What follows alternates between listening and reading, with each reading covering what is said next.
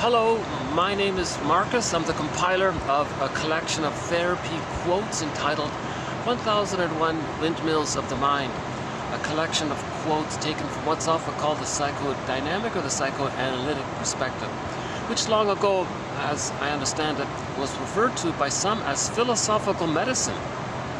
For example, Confucius, 2,500 years ago, said, quote,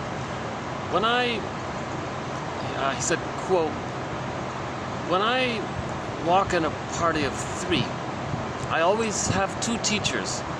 To the one I admire, I try to learn from him and study him. To the other, in whom I see traits that I don't like, I search for those very same traits in myself." So here's a philosopher talking about projection. Something you don't like about others, maybe it's a mirror for the person to see that is within. So projection is the means of bringing repressed material to consciousness. That's what Confucius meant, I believe, with that anecdote about projection. So this perspective has been a long time ago. One author thinks the very first therapist was Ato Hop, I think that's his name, back in Africa, because he emphasized the connection of the body and mind, how the mind affects the body and so on. So apparently medicine was more holistic back then, treating the whole person, not just the symptom. You got to heal the person and the symptom goes away, kind of thing.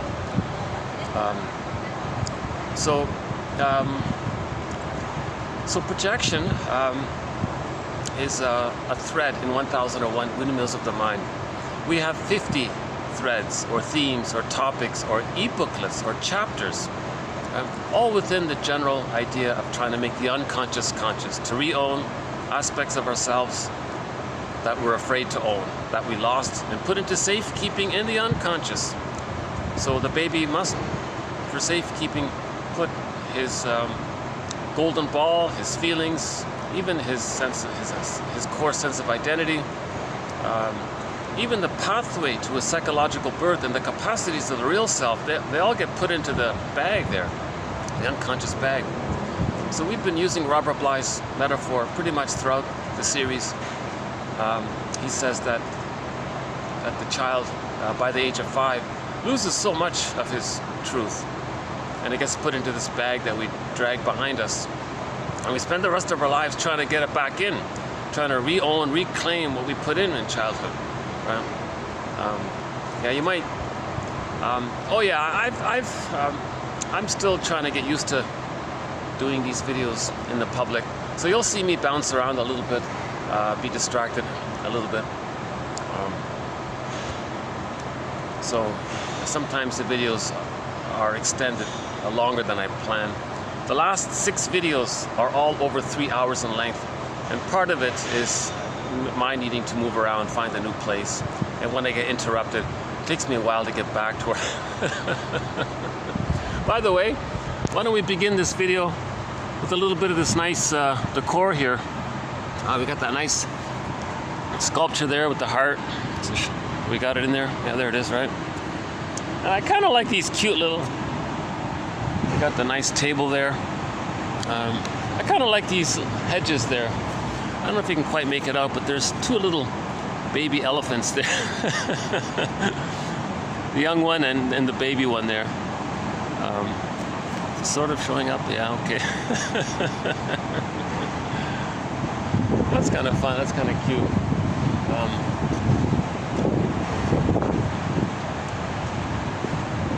A nice umbrella here. So we'll see how we do here. Nice cool summer breeze here.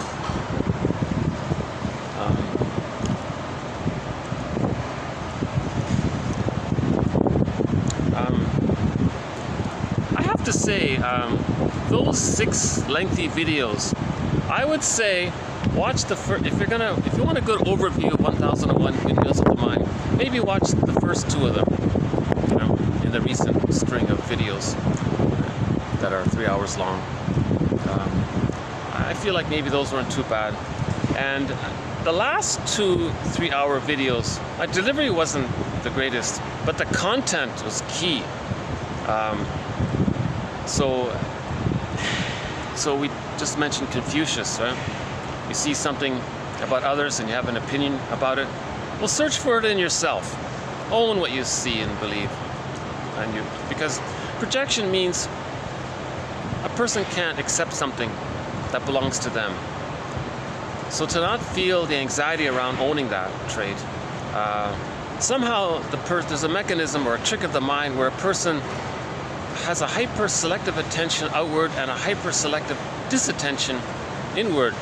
So it's like a projection, and then whatever it is about themselves that they don't want to face or admit or own or accept or believe is true to them or too embarrassing to admit, they just say, oh, others have it. Now when you say others have it, you attribute what's yours to others and say others have it.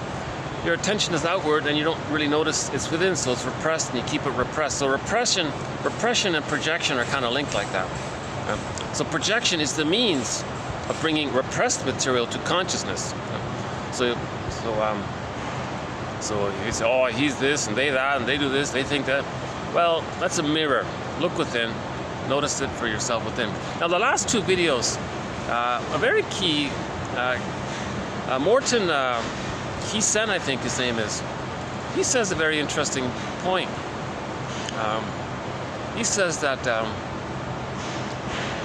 your disappointments towards others and your strong feelings and opinions about others, your anger towards others, let's say. He says, pause for a minute. He says, chances are you're displacing your feelings onto your friend, your spouse, your workmate, etc. because you're afraid to direct those feelings and judgments and all that toward whom they really belong, the parents. So there's that displacement. Yeah. So he's basically saying, if you have strong negative opinion, he did this, she did this, and all these complaints about your spouse, the spouse maybe did some trifle and it served as a trigger. Yeah. Now when a person is triggered, they're talking about what happened in childhood. Now what happened in childhood is that the person as a baby was enraged or scared at the parents. So that's where it's meant to go to. Yeah. So we based sort of a simple self-help exercise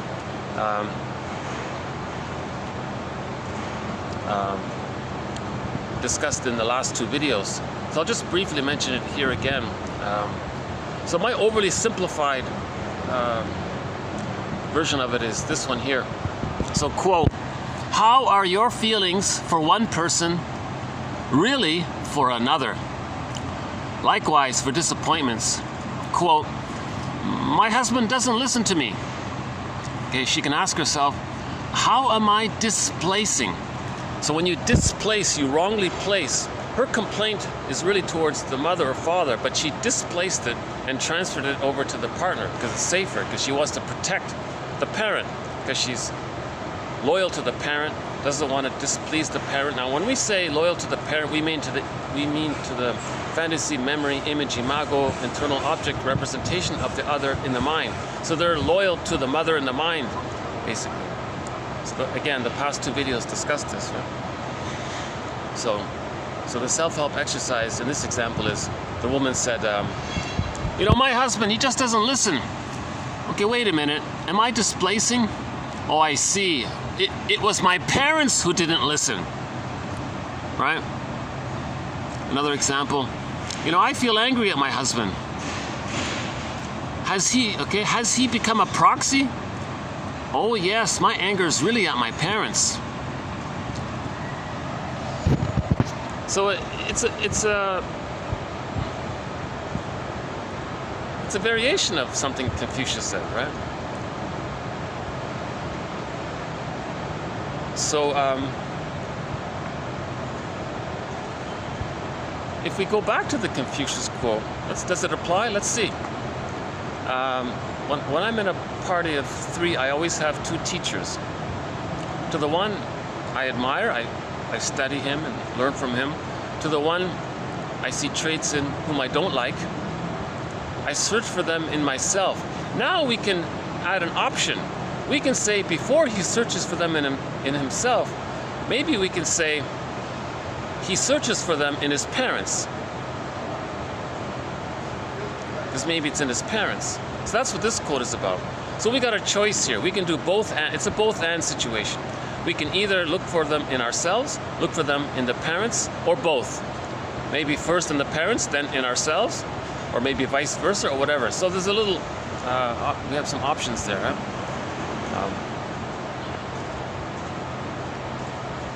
So his main idea is that dysfunction means we're protecting our parents. If we're dysfunctional, we're doing something, we're living the provisional life, we're afraid to be ourselves, we're afraid to be happy, it's because we're protecting our parents. We feel guilty, or we don't want to be disloyal to them. So we call that protecting them. It took me 6 hours to ramble on about it. So I'm not going to try to redo it here now. Maybe I'll revisit it later. I need to let it rest and percolate, kind of thing. But I have to say that that material in the past 2 videos is based on his book called Affect, Object, and Character Structure, chapters 8 and 9. So chapters 8 and 9 of Morten Kissen's book, or Kissen's book, called Affect, Object, and Character Structure. Those 2 chapters, chapter 8 and 9, that discuss this theory about how dysfunction and being neurotic means you're protecting your parents in your mind, either maybe sometimes literally outside, but usually it's the memory of the parents. So we discussed that at length for 6 hours. So that has won a new Golden Windmills of the Mind award. I'm so encouraged by this his approach, and I found it very. There's a little light there. There's a little consciousness around it. The idea is a little vague, but if you stick with it, you may get that sense that if you're being dysfunctional, you're not happy, it's because you're still protecting your parent. Right? That when the baby's born, if he's shamed, he loses his golden ball to please his parent. He's protecting his parent. He's saving his parent, wants to fix the parent. He's doing what the parent wants, that kind of thing. So if you extend that discussion for a while, you'll know what I mean. So that's the 21st Golden Windmills of the Mind Award. Chapters 8 and 9 of Morten Kissen's book, Affect, Object, and Character Structure. So we now have 21 Golden Windmills of the Mind Award. The 20th, the one prior to it, was Roy Lichtenstein's painting called Stepping Out.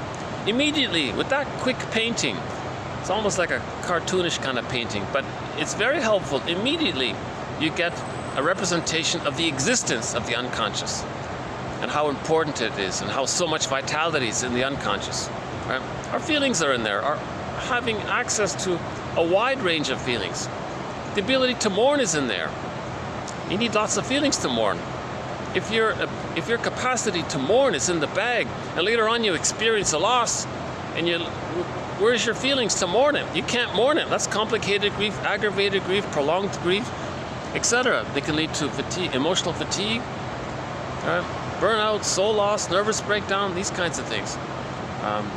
It can actually be an emotional trauma, because it can trigger the onset of the strain trauma, the developmental, relational, interpersonal trauma that the child experienced,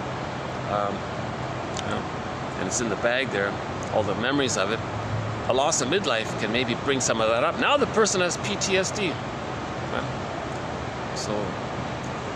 So an emotional trauma like a loss can trigger the memory of the strain trauma, and now there's PTSD in relation to that.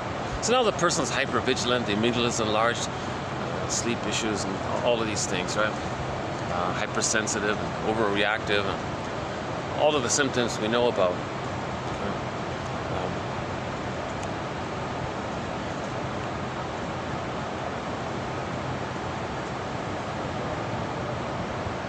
Yeah, okay, so I feel like this idea that when the child creates some existential conclusion about himself in correspondence to needing to believe that the mother's all good in order to feed safely, he must see that no baby can accept that the mother's shaming them. They can't accept it. It's repressed. It's too painful. It's like that guy in the desert who's thirsty and he hallucinates an oasis. The trick of the mind. So the baby does something similar. He fantasizes that there's a goddess mother who loves him. So the baby must relate to a good mother, no doubt about it. So even if he has to make it up, so he makes it up. So mother's good. Now he's feeling shamed. So he creates some kind of conclusion. It's called the moral defense. The theory is he's going to be like this little judge making this moral decision. Okay, mother has to be good, but he feels shamed, and he thinks that his needs and his wishes bother the mother, upset the mother, and he can't have an angry mother because he has to feed safely. The mother must be seen as heavenly and loving. He can't see the mother as angry. So the child, like the title of that self-help book, do I have to give up me to be loved by you?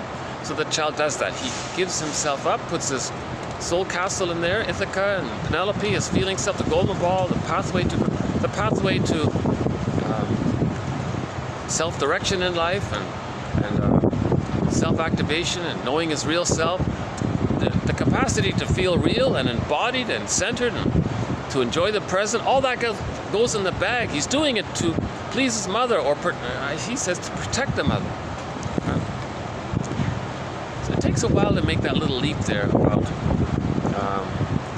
how the child makes this false belief that he's no good and mother's good, and he's doing it to save his mother, fix his mother, repair his mother. He has to have a good mother, so he's trying.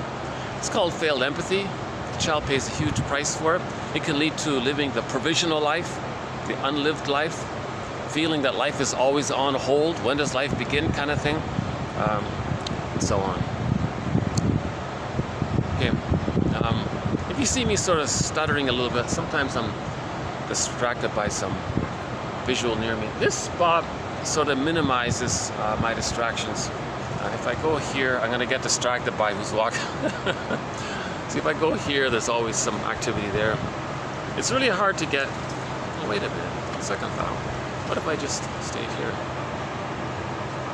People just walk across. That's not too bad, right? See, if I'm here, I see people coming down from there. Right? Well, and I'm picking a good time for this. What is it? Yeah, it's 1 o'clock.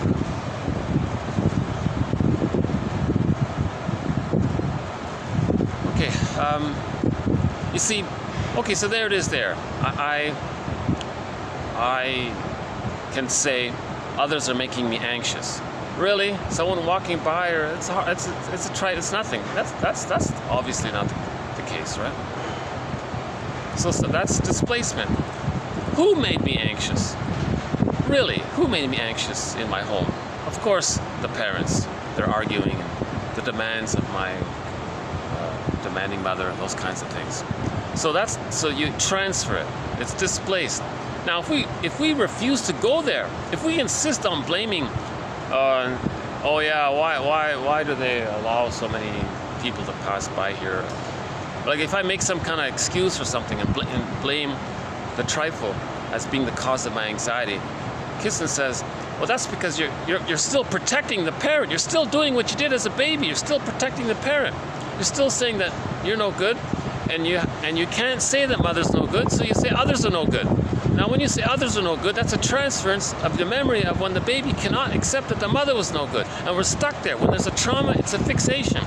So when we're fixed, we're reliving, redoing it, replaying it to see what happened. So repetition, compulsion, transference, displacement, that's a sign of trauma. Right? So that's the main idea here. Right? We're still doing what we did as a baby with the moral defense. So we have a thing, William Fairbairn, one of our mentors, has this theory called the moral defense. He says he's no good, the mother's good. The baby's born with original trust, original faith. The baby's completely there to grow. He's not born with anything bad about him. He's born with original trust, original faith. So when he's born, he expects to nurse. And the baby's removed. The nurse comes in with the powdered stuff. The baby's shamed, the worst, so he's betrayed by it. So he's angry at his mother. getting windy here. You know, if it does get too windy, it's hard to hear the audio, right? So I may have to move after all. Oh, that's too bad. I thought I could settle in here. How's the wind? Are you hearing too much wind?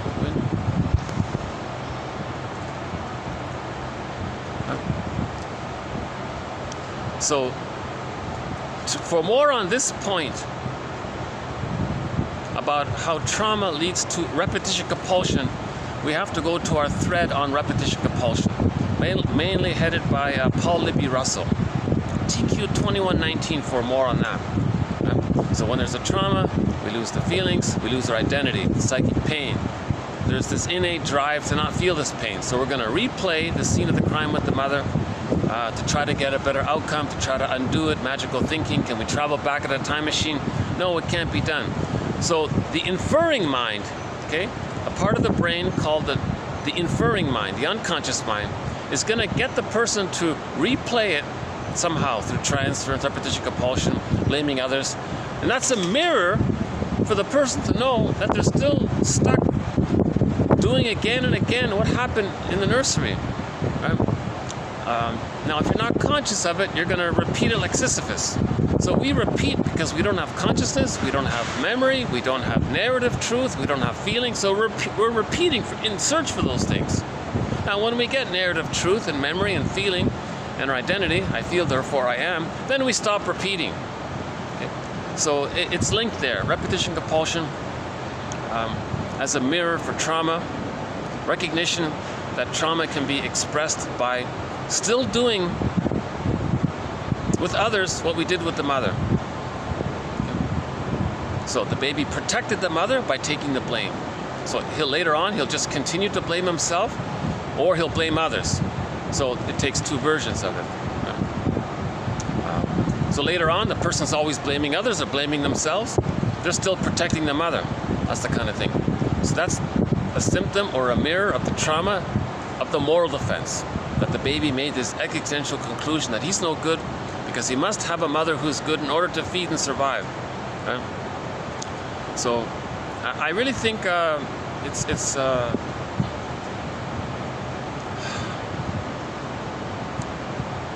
I'm going to revisit this quote for sure, and I hope anybody who discovers TQ 2191 and TQ 2292.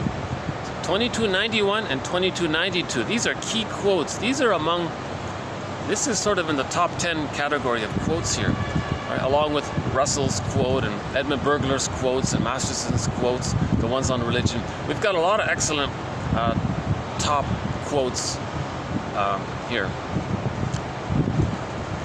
So just to clarify, 1001 Windmills of the Mind, the complete collection now has over 5,000 therapy quotes. I'm calling them therapy quotes because they're all in the spirit of bringing the unconscious to consciousness, right? Now, roughly half of them are sort of in the... Now, out of that 5,000, I picked the best half of them, and they've been given TQ quotes. So we have now 2,297 by the end of this video. 2,297 therapy quotes. The rest are honorable mentions. Now, within this batch of therapy quotes, I think TQ 2291 and TQ and its follow-up TQ 2292, they're going to be for sure in the top 20. Right? So that's like the top 1% of the best quotes. So that's how important it is. Hence, the award given to chapters 8 and 9, from which those quotes are based on. So TQ 2291 and TQ, that's the sort of selected quotes from chapter 8, and TQ 2292, those are sort of selected quotes from chapter 9. So chapter 8 and 9 together as a set, as a unit, has won a Golden Windmills of the Mind Award. So congratulations, Professor Morton. It's either Kissen or Kissen, something like that. Or Kissen. Maybe it is Kissen, right? Kissen. Not really sure. My apologies for mispronouncing your last name, Professor. If you're out there, well deserved. Those two chapters, I haven't read the other material yet, But that's really an enlightening idea. That's really a key concept here. So just in summary, we now have a choice. When we're blaming others, accusing others, complaining about others, they're just a trigger most of the time. You may be annoyed, it may be a nuisance at what they did, but it's not meant to trigger feelings of immense fear and panic and the amygdala and survival mechanism. It's not, right? They're just a trigger. So you look at either how it's meant for the parents. Now, if it's meant for the parents, often you've accepted it for yourself as well. Right? So they kind of go together there. Okay, in this video, so let's continue with TQ 94. Actually, this is also from the same author, but on sort of different topics. So we'll just run through these other ideas here. Okay, so he talks about relationships here in this one. So this is TQ, so we'll begin with TQ. So that was TQ 2293, the self-help exercise. Next one here is TQ 2994.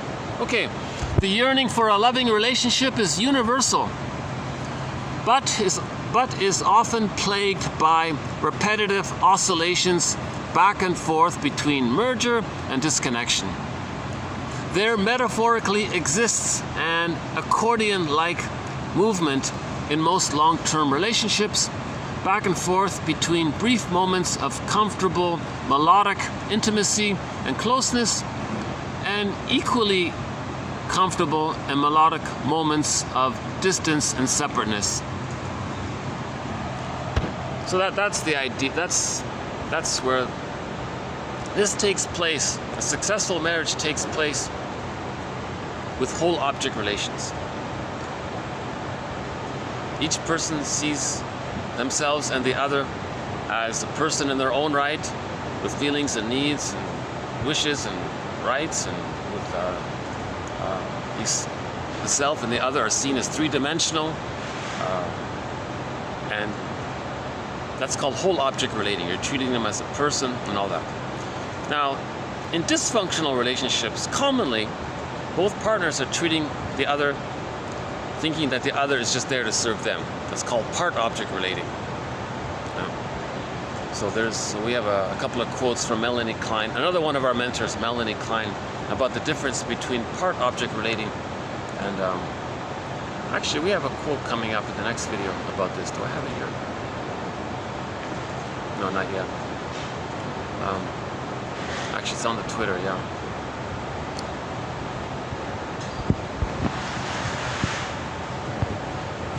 Okay,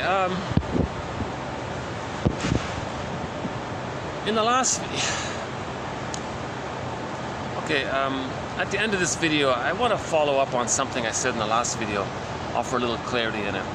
So let me save that for the end. Hopefully I remember.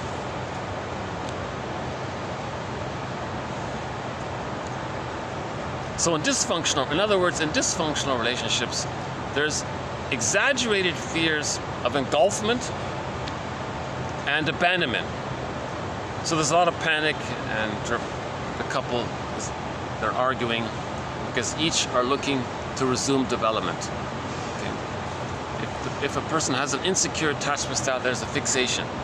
So they find a partner, cast them in the role of a parent or themselves, and they identify with the parent, then they do to the other to communicate what happened to them in childhood. So they're objectifying the other. They're not really relating to the other as who they are. They're just casting them in a role from their childhood trauma, and they're replaying it. Or they see the spouse as a parent. So there's that play. I love you. You're perfect. Now change. Right? So now they want the partner to change, thinking that in their magical fantasy they can undo the past. But the partner cannot be the parent from the childhood. No person in the present can be the breast mother. So they're arguing in that way. So the baby just relates to the breast, not the full mother. That's called part object relating. Okay, so in dysfunctional marriages, the other is sort of seen a little bit in that utilitarian way, that the partner is just there to serve them, be the placenta for them or the breast for them. That's a dramatic, exaggerated way of saying it, a shorthand way of saying it, I guess. And the other person's doing the same thing. They have arrested development in the nursing. So the partner. Now remember, what does the placenta and the breast do for the baby? In the womb, the placenta metabolizes all of the child's elimination. Placenta sends all the love and nurturance for the child. So the placenta is pretty powerful. It accepts the baby unconditionally, accepts the discharge from the baby, and still provides love. Now in the extended womb, humans come out too early. They need an extended womb. So while they're nursing, so the first 4 to 5 months is called the extended womb, or the maternal holding environment. It's also like a psychological egg, really. So during that time, during the nursing, same kind of thing. If the baby's distressed, the mother picks it up. She metaphorically metabolizes the child's stress. She responds with love. Now, if there's a trauma there, later on in the marriage, they're going to expect the other to accept their negativity and still provide unconditional love. They're still in that modality. So the breast is just the part object relating. So for a loving marriage, you need whole object relations. Now, to achieve whole object relations, the baby needs enough love. First of all, the baby needs to enter into the maternal holding environment. They need the extended womb for the psychological egg. Now, if they get that and it's good enough, mother's attuned and meets the needs, doesn't shame the baby too much, the love needs to outweigh the shame. If the love is enough and it can outweigh the little small mistakes the mother makes, but if the love is pretty fully consistent, then the child feels safe enough to differentiate out of that maternal-infant dual unity fusion. So when the baby is born, he doesn't know where he ends and his mother begins. It's called the stage of symbiosis, the stage of fusions, undifferentiation. He doesn't get it yet. He's still in this blurred mother and him. It's just kind of one there and who's who. They don't get that yet. But if he's loved, he feels safe enough to consolidate, amalgamate a representation of himself, and from that he can hatch out of that egg. Now this hatching out that's called differentiation. He can only differentiate if he gets the love. So love is the condition for differentiation.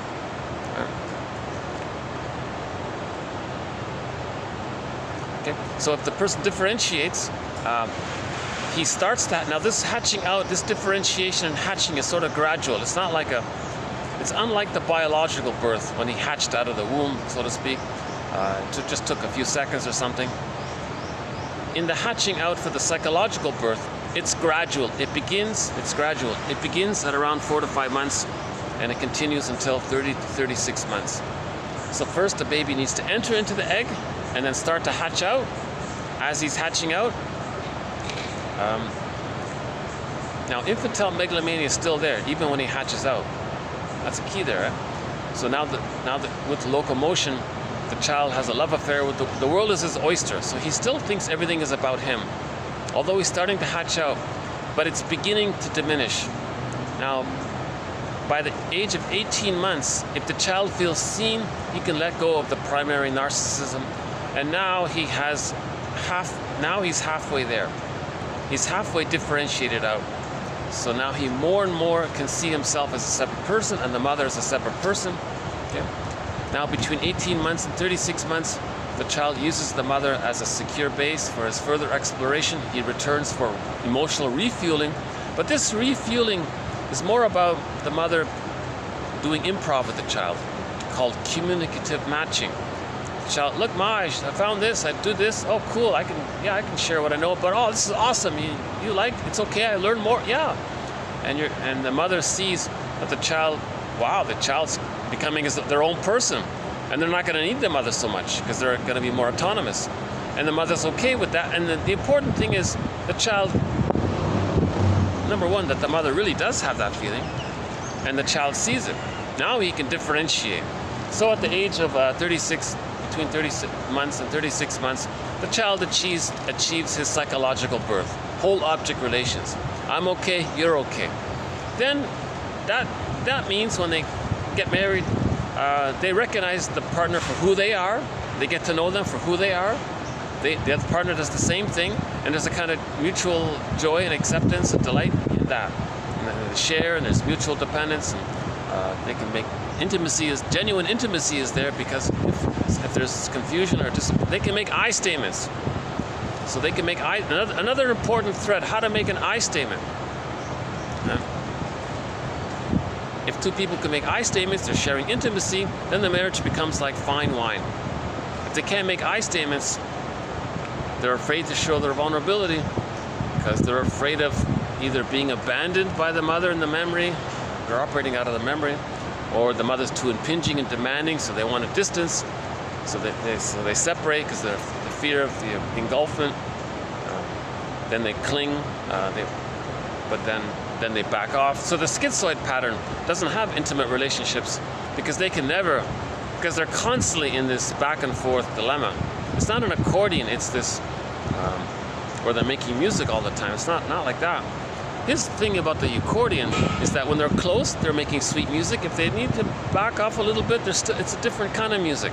So they're still making music all the time. So that's a loving relationship.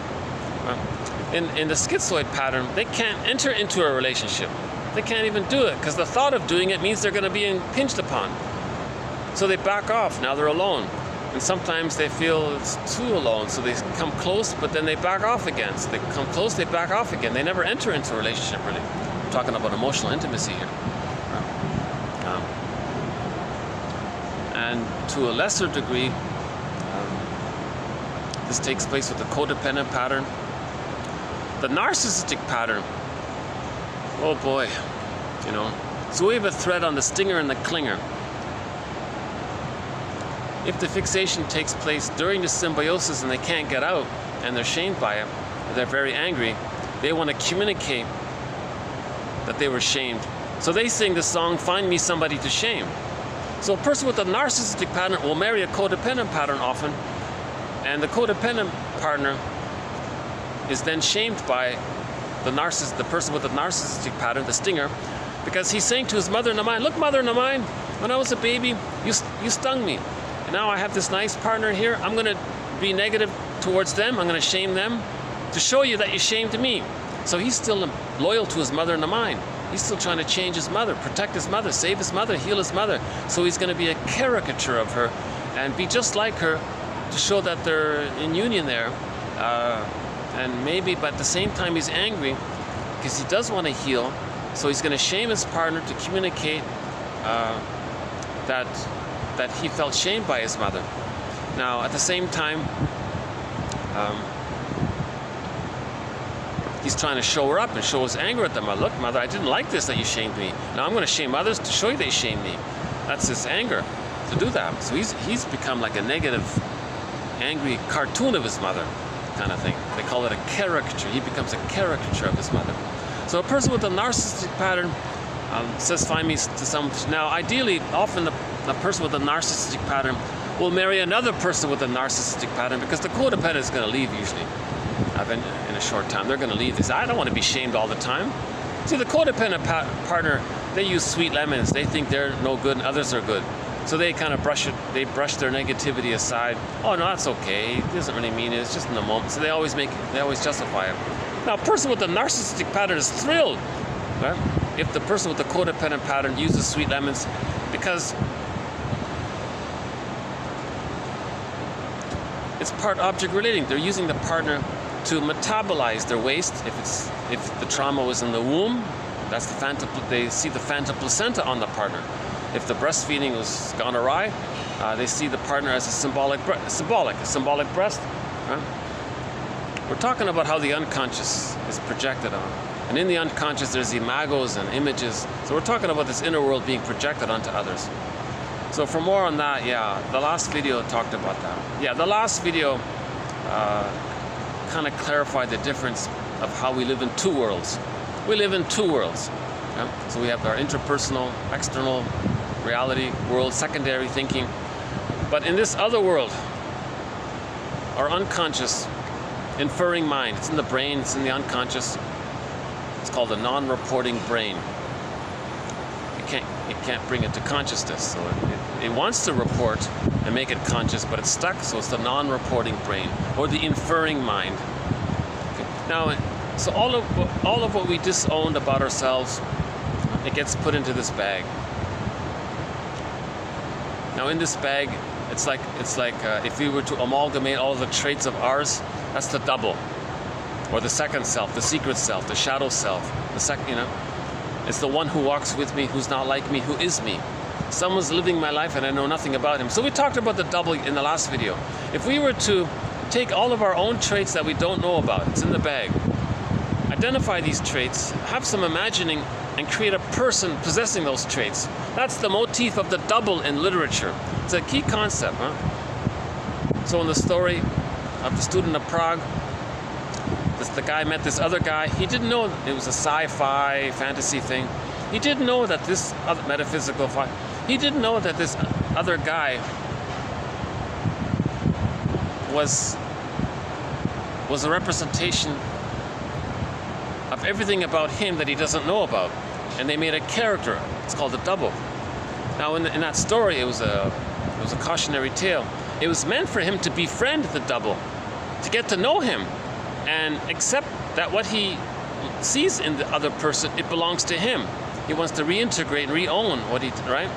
So he's got to have a dialogue with this double character. Darrow calls it the skeleton. You want to welcome the skeleton to the fireplace, treat him as an honored guest who had a right to be, who has a right to be, who's a wise teacher teaching us that there is a conquest of the self. So the double is there to help, is like a mirror to show us traits of ourselves that we don't know that we have. It got lost in babyhood time. We put it in there. We don't know that. So the literature motif of the double, I think it's quite ingenious that some authors came up with that.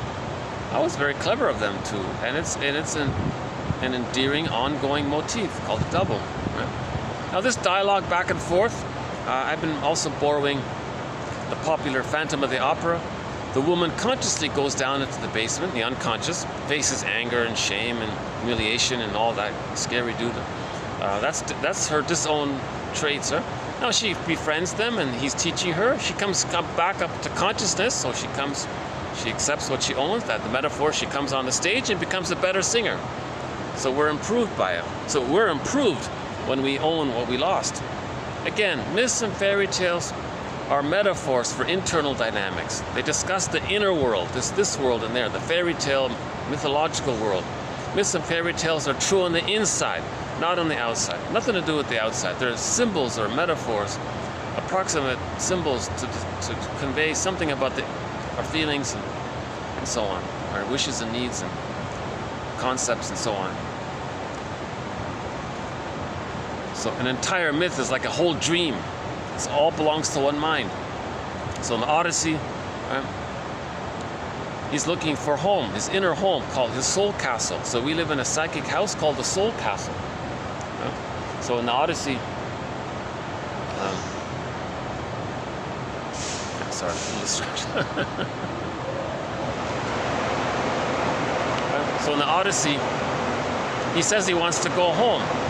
So all of the imaginings in the story, it's symbols for this inner journey to find our embodiment, to reconnect with our sense of self, to find our I, our ontological self, our psychological self, whole object relations, whole self relations, whole other relations, differentiation. We find our home within. So Odysseus is far from his home, meaning his Ithaca is very deep in the bag. He's got to go on this unconscious journey. And there's temptations. We saw the temptations, right? Circe said, oh, it's too much work. So it's tempting to give up, right? So we know what happens in the Odyssey. The men who listened to Circe, he never finds his home. The sirens did the same thing. Oh, give up. You can be a playboy if you want or something. You don't have to grow up. It's tempting to not do the inner work, called the second journey. That's why it's called the hero's journey, by Joseph Campbell, the hero's journey. So the true hero's journey begins at midlife when we get to re-own what we lost, facing this shame. So we talk. We have a whole thread on the psychology and interpretations of myths and fairy tales. It's an exciting topic. One of the top threads. I'm kind of a little proud and excited that that I'm able to offer some interpretations of the Odyssey and Orestes. Those are two key ones: Core, Demeter, and Persephone. That one there, and a couple of others. each one can take a 3 hour, each myth can take a 3-hour video easily. So I'll just stick with the quotes that we have for today. Oh, logged out again. Funny little tech issue here. I keep thinking I've fixed this issue, and it sort of keeps coming back on me here. So hold on a second.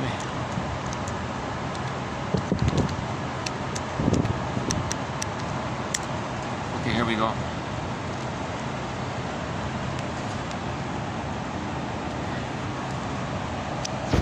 So I include that there for this metaphor, this analogy of accordion-like movement. So healthy relationships still have this closeness, little distance, closeness, little distance, but it's still sweet music and they're comfortable with it. It's a loving relationship. People with an insecure attachment style, closeness, no way. Distance, no way. Cling, fear, argue, they can't, it's not music. Dysfunctional marriages, they rust out, become sour milk. That's noise, it's not music, right? There's no accordion there. Screeching and so E Bergler says, he has a book called Divorce Won't Help, and he says that if you're in a dysfunctional marriage, don't run to the nearest lawyer, he said, run to the nearest therapist, because you're trying to replay the developmental process that got fixated with your partner. Now, fine, if you want to try to do that, just be conscious of it. If you're conscious that you're replaying the first 3 years in your marriage, right? So the honeymoon phase, that's re-entering into the symbiosis, the egg there. Right? Now someone's going to hatch out. One's going to hatch out before the other. The one who hatches out wants to be seen by the partner, but the partner is still in the symbiosis, and he's terrified. So you got to understand the developmental process. So the therapist will explain, okay, you both have arrested development, you're both trying to heal from it. Now you both entered into the symbiosis, the egg. Now just be conscious of it. Start making I statements. You're adults now. Let's learn how to make I statements. And they both understand what's going on, and they can do it. Marriage can become a spiritual, psychological, personal growth, healing path if they're conscious of it. So Bergler says, run to the nearest therapist. After the honeymoon's over, run to the nearest therapist, basically. Because they're both going to grow up together. Therapy is about growing up together. Therapy is about resuming development. Now, the two partners are going to mourn the loss of not getting the love they needed. So they got to accept that they didn't get a secure attachment style. There's a huge feeling of real sadness about that, around the greatest hurt of all. Quote, the greatest hurt of all. Quote, mother betrayed me, mother failed me. There's a real sadness around this. How we're still protecting the parents by being dysfunctional. How by arguing with the partner, we're still protecting the parent. Oh, got a little spider here. Let's see. I'm gonna check out this little spider here. This is the first sort of I don't know if you can see it there, but there's a. Should we make him a companion animal? Well, let's see if he shows up again.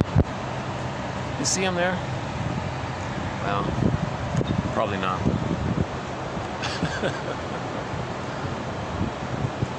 Maybe we'll play the theme song to Spider-Man. Actually, we have a quote from the Spider-Man movie.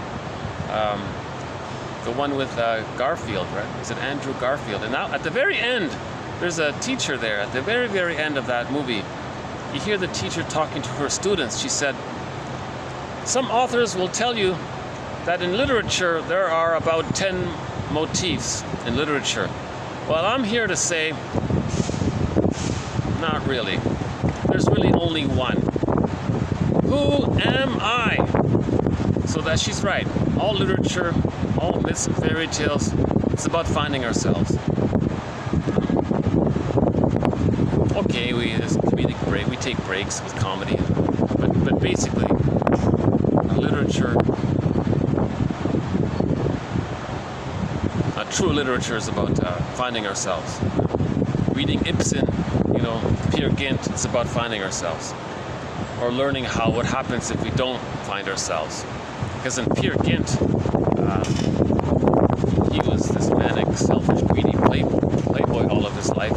And we saw the character Solvik, meaning his soul, his feelings. It was disassociated, was far away, couldn't relate to it. He was there, he liked her, but he ran away from her. So there was a little hope for him, actually. So at the end of life, he said to Solveig, "Oh my God, where have you been all my life?" And she said, meaning a felt sense within, that it was there all along. So in the narration, "Are you kidding? I was with you all along. You just ignored me." So that's similar. So a variation is narcissist, Echo. He ignored Echo. So in Peer Again, he ignored Solveig. So these kind of stories are trying to make us aware of ourselves. Getting windier here. Okay, let's see. So as a follow-up, so what are the skills needed for a successful marriage? Well, you got to differentiate. You got to forgive the mother, find yourself. Then you have, I'm okay, you're okay. That's emotional maturity. Along with that, you're going to lose your infantile megalomania.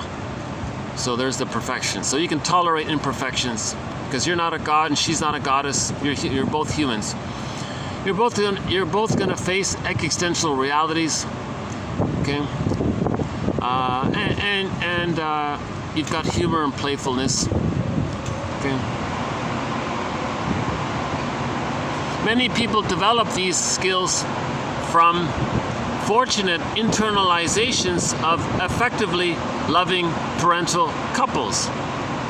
Okay, so if the child is loved, they can differentiate and have these capacities. They have the capacity for intimacy and play and humor and Now other people are going to need therapy for it or mentoring to do it.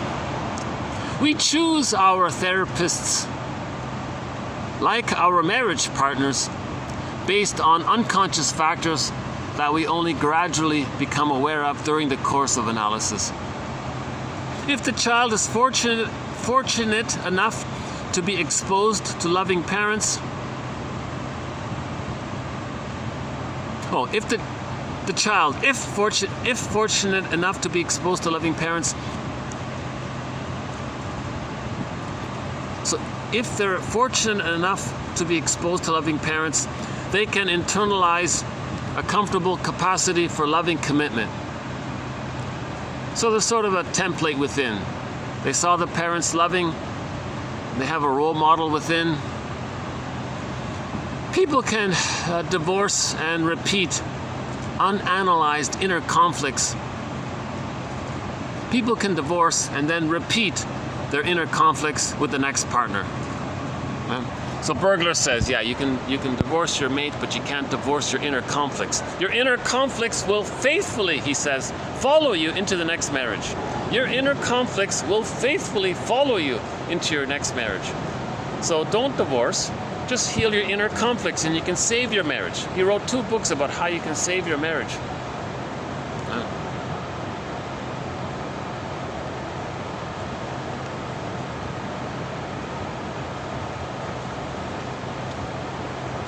Okay, so that's just sort of a sampling of some of.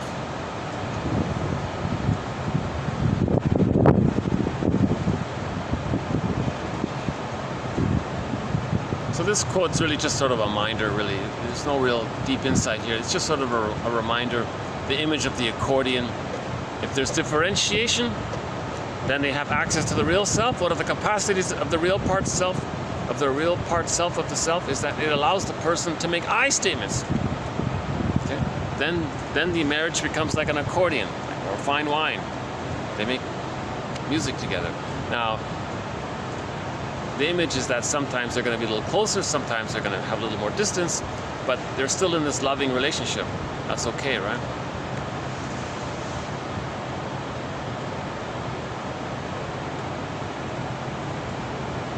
Infantile tolerance for imperfections, because with differentiation, the primary narcissism is gone.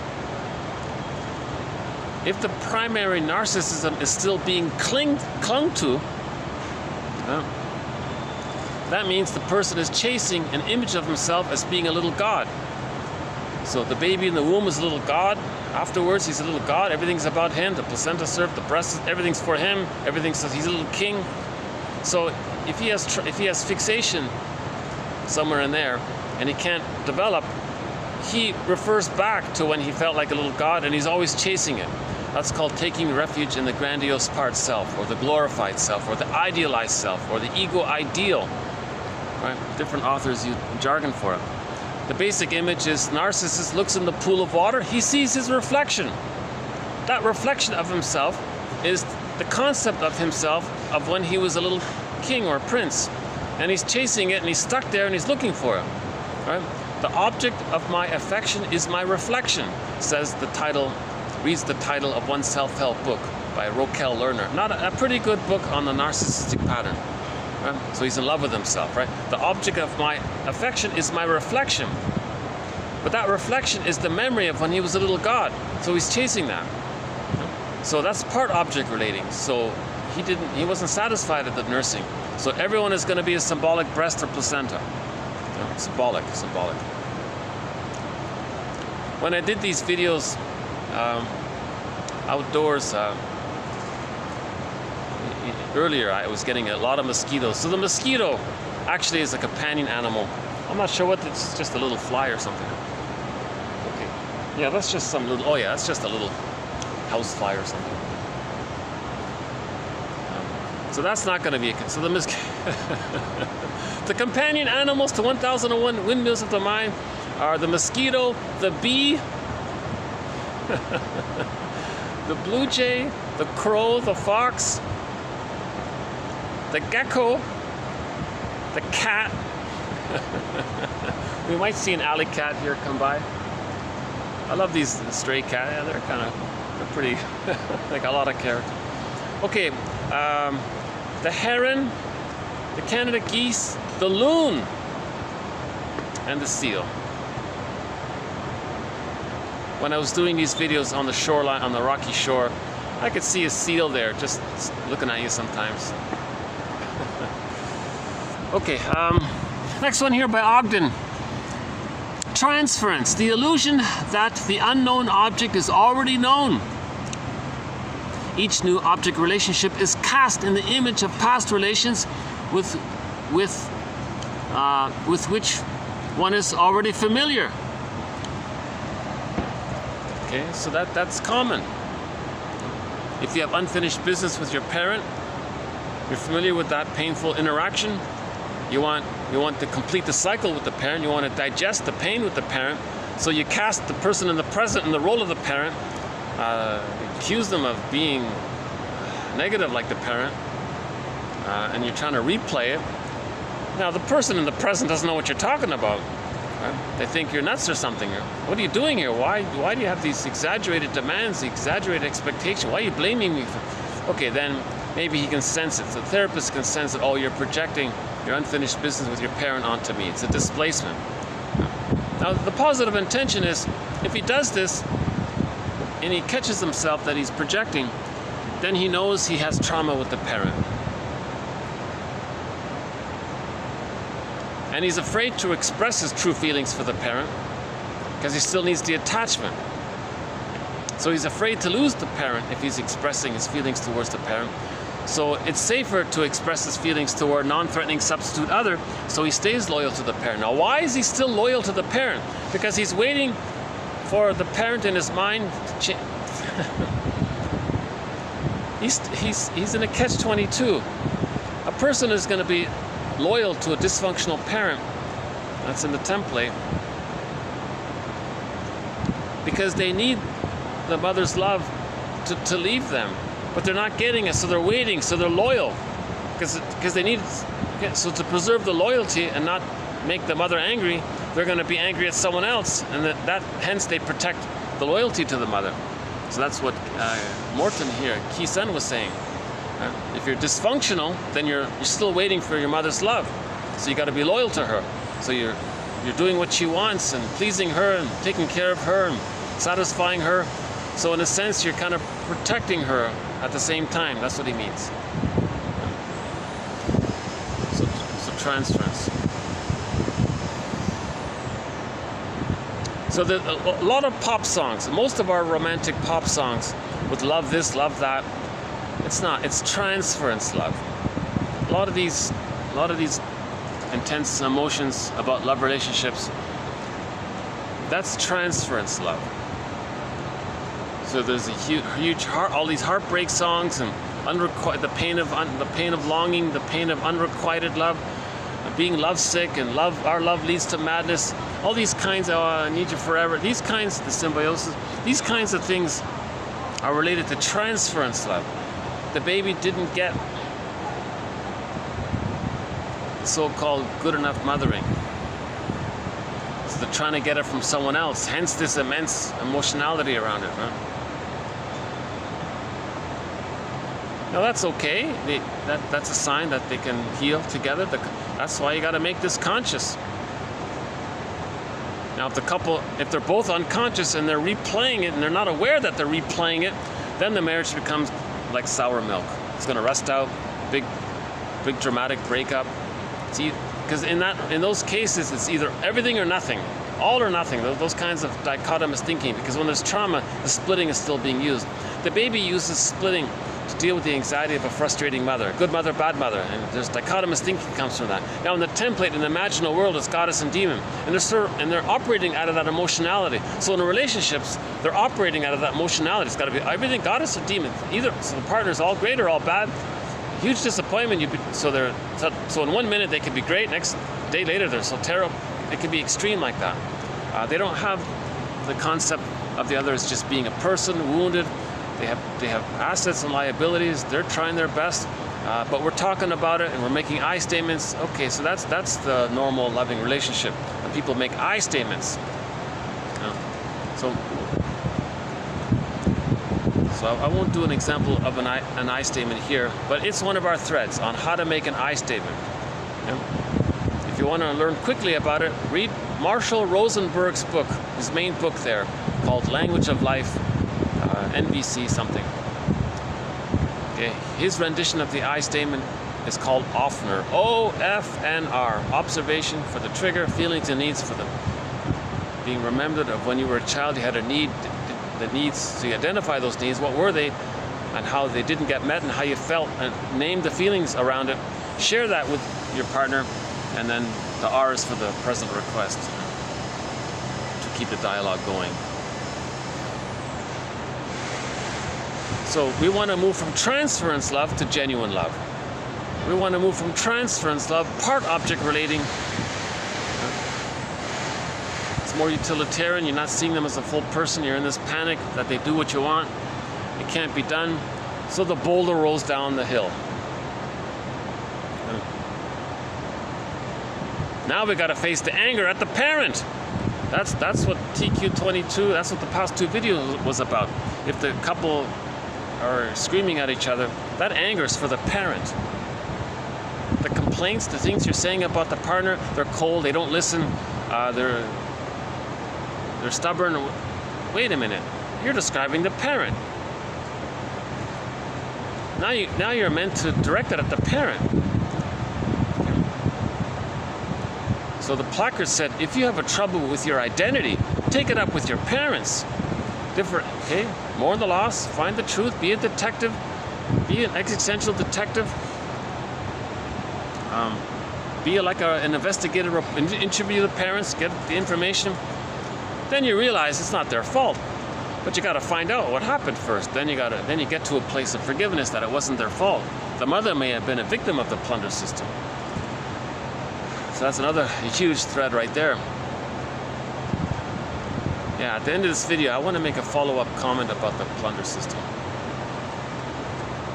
But let's maybe get through these quotes here. Okay, another one from Ogden here about anxiety. The cause of anxiety can be traced back to the very early environmental failure. Okay, meaning mother's misattunement, mother shaming the baby. Okay, the very early environmental failure.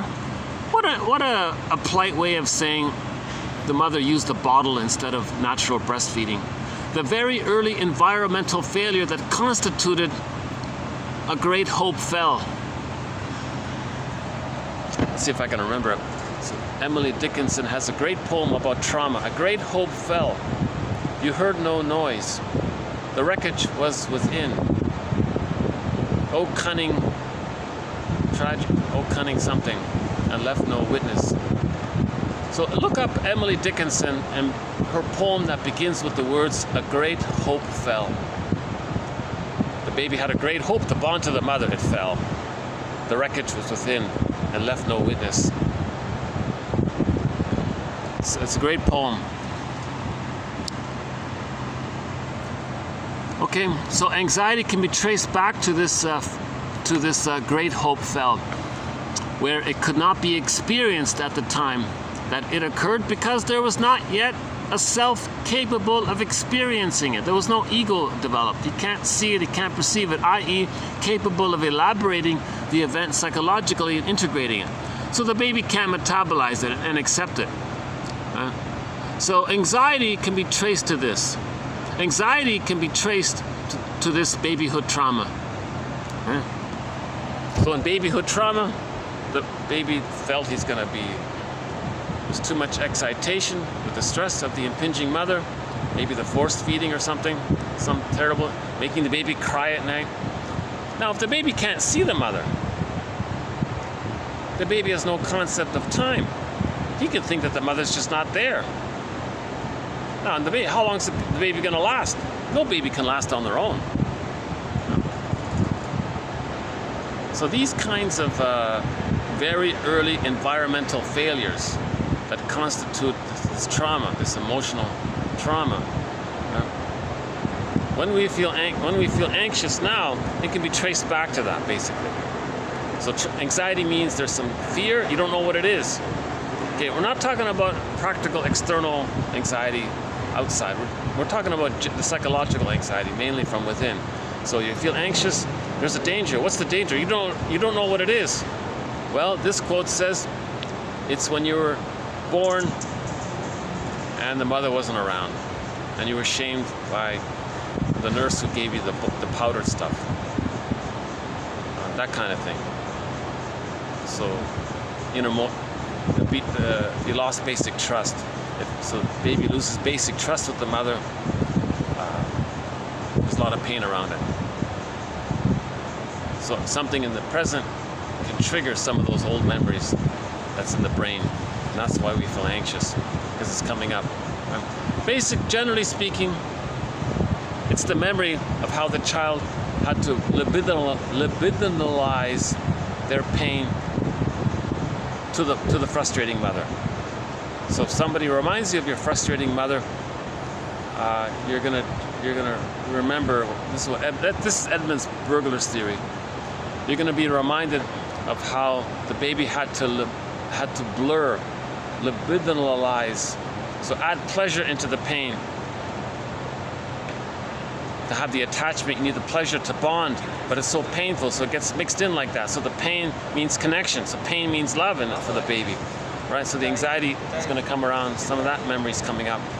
So so we have another thread, Edmund Bergler's theory about what he calls psychic masochism, the libidinalization of psychic pain, shame, guilt, etc.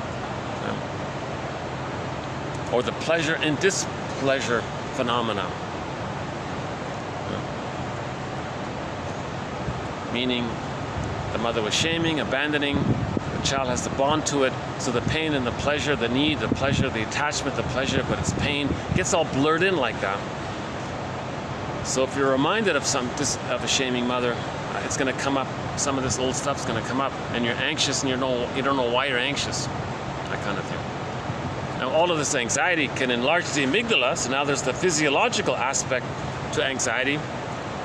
So in that Disney movie Inside Out, we saw at the console, it was just mainly fear and anger. That's the amygdala.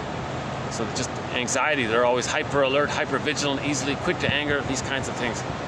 The psychological self, represented by joy and sadness, it went into this other world, it went into the bag, the unconscious bag. So that movie is excellent.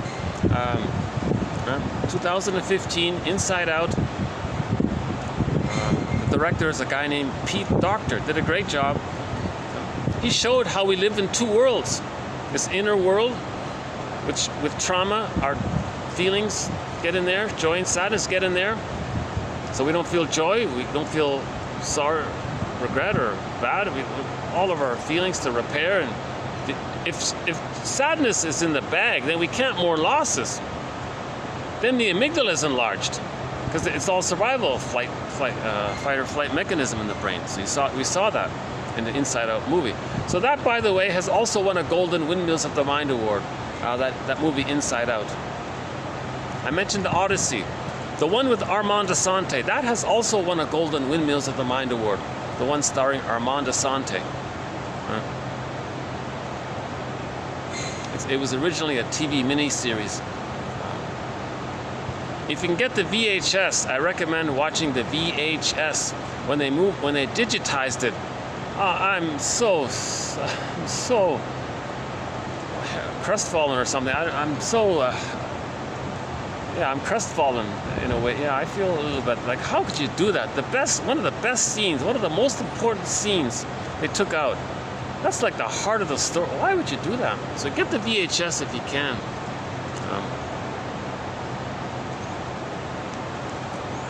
Okay, where are we here? Okay, a little bit about anxiety. So you're being reminded of when you were a baby, you thought the mother was going to abandon you and you can't make it, or the mother was too demanding and you're too overwhelmed and you're too stressed by it, so you're afraid of that.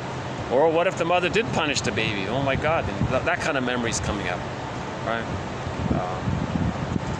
Yeah, some mothers might do that, unfortunately. Okay, next one here. Speaking of anxiety. Oh, speaking of anxiety.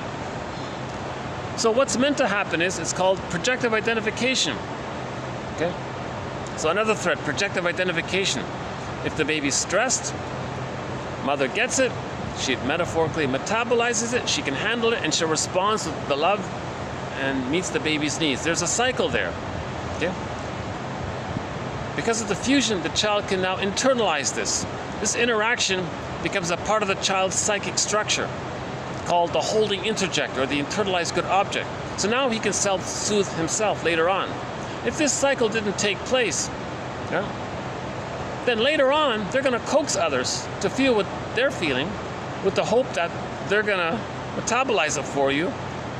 But you can't merge and create the new neural network, so it doesn't work. So people who are provocative and taunting, they want the other to feel what you can't feel, but that's the limit of it. You can't travel back in a time machine to the nursery and lay down those neural networks. Right? So that's why when there's trauma very early on, and that cycle doesn't take place, that functional interject doesn't take place, a person can engage in projective identification. Something about themselves, a feeling they can't accept, they coax others to feel that. So they taunt others to feel it. Now they actually want to see how they deal with it. So they're like a hawk. How do they deal with it? But it can't, it's not going to lay down new neural networks. The time for laying down new neural networks was a one-time deal. There was a one-way ticket. So the idea is to mourn the loss of not getting the maternal holding environment. Then the feelings and identity come back, and we differentiate through the mourning process. So we differentiate with the mourning process. We differentiate with the mourning process. Man's main task is to differentiate himself if he couldn't do it when he was a baby. So our quote is, man's main task is to give psychological birth to himself if he didn't get it naturally with a secure attachment style. So that's what the second journey is about. That's why it's called the hero's journey. This is hard. It's very hard to do this. You face the Furies, you face the abandonment depression, you face the anxiety. You got to face how you got to be disloyal to someone who shamed you. We're still being loyal, Kissen says, to someone who damaged us, and we're being loyal to them. We're trying to save the one who hurt us. The mother hurt us, and we're trying to save them. And we're still doing it, even in our later years. Even though the mother might not be physically around, we're still trying to save the mother. We're talking about the memory of the mother. See, we're stuck there. That's the problem with the fixations and arrested development. We get frozen in time there, and we can't progress until we thaw it out. You know, that's the light of sunlight of consciousness on it. Loosen it up, and we're going to cry around all that. So another film to watch is Kirikou and the Sorceress with the thorn there. Kirikou pulled out the thorn. That's lifting the anchor on the arrested development, and it was a huge grieving that took place. That's not a bad little animated film called Kirikou and the Sorceress. I recommend it's in French, but the dubbing is pretty good, so I recommend the dubbed version. The subtitles are also okay, but I thought they did a great job with the English dubbing on that one. It's a French, and it's interesting. They used colorful papers. They constantly cut out. Oops, little fly here. They constantly cut out colorful little papers to create these little like animated things, and they're amazing artwork. Oh, just jeez. You know. But the story's good too. It's a fairy tale story about lifting the anchor on arrested development. Pulled a thorn, meaning we faced this early childhood trauma. It turned out to be a birth trauma, so she was screaming like it was a birth trauma. Well, wherever the trauma was, so there's a lot of pain. You're gonna face this. The child can't face all of that pain, so he masks it over with the manic defense or the personality trait. So some kind of dysfunctional personality is the mask, still protecting the parent to have that attachment. Again, the baby had a wish and a need. The mother said, "No, I can't handle that. That bothers me." It bothers you, mother, that I need your love, that I have a wish, that I want to feel safe with you. It bothers you? Yeah, it bothers me. So the child goes, "Oh my God, but I gotta have a good mother. What do I do here?" Okay, well, I guess that means I'm really pitiful. I'm flawed or something. Mother's got to be seen as good, and he's stuck there, and he lives his life replaying that moral defense mechanism. So he's being dysfunctional to maintain that tie with the mother, and he's in a catch-22 because he's waiting for his mother to change her ways and say, "Oh, I'm sorry. No, I'm sorry. I can't provide the love you need." "Oh, really? Oh, what a relief." Then the child can resume development. But that's got to take place before the age of 3. If it doesn't, he's stuck there, living the provisional life, the unlived life, feeling that life is on hold. You know, when does life begin kind of thing? Those kinds of things. So.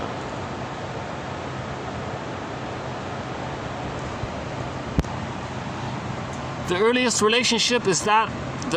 relationship that is of central interest in the therapy setting is not that of the actual mother and baby per se, but that of the internal object mother and the internal object infant. It must be borne in mind that the client is both mother and infant. This is so because an internal object relationship consists of an original object relationship between two unconscious aspects of the client. One identified with the self and the other identified with the object in the original relationship. So they call it relational units. There's a concept of the self, part self-representation, for example, that feels loved when he's regressed. Sometimes mothers do that. They just provide love when the child is distressed. So later on, the child thinks if he's in trouble, mother will get. Some people think they can only get love if they're ill or something. You know? Some children might do something wrong. That's the only time mother provides some attention. So there was what's that movie? Oh yeah, that was really portrayed in one movie. Oh my goodness. I don't remember it, but there's one movie that really strongly emphasized this point. I forgot. Was it Lady in the Dark? No. Not now, Voyager.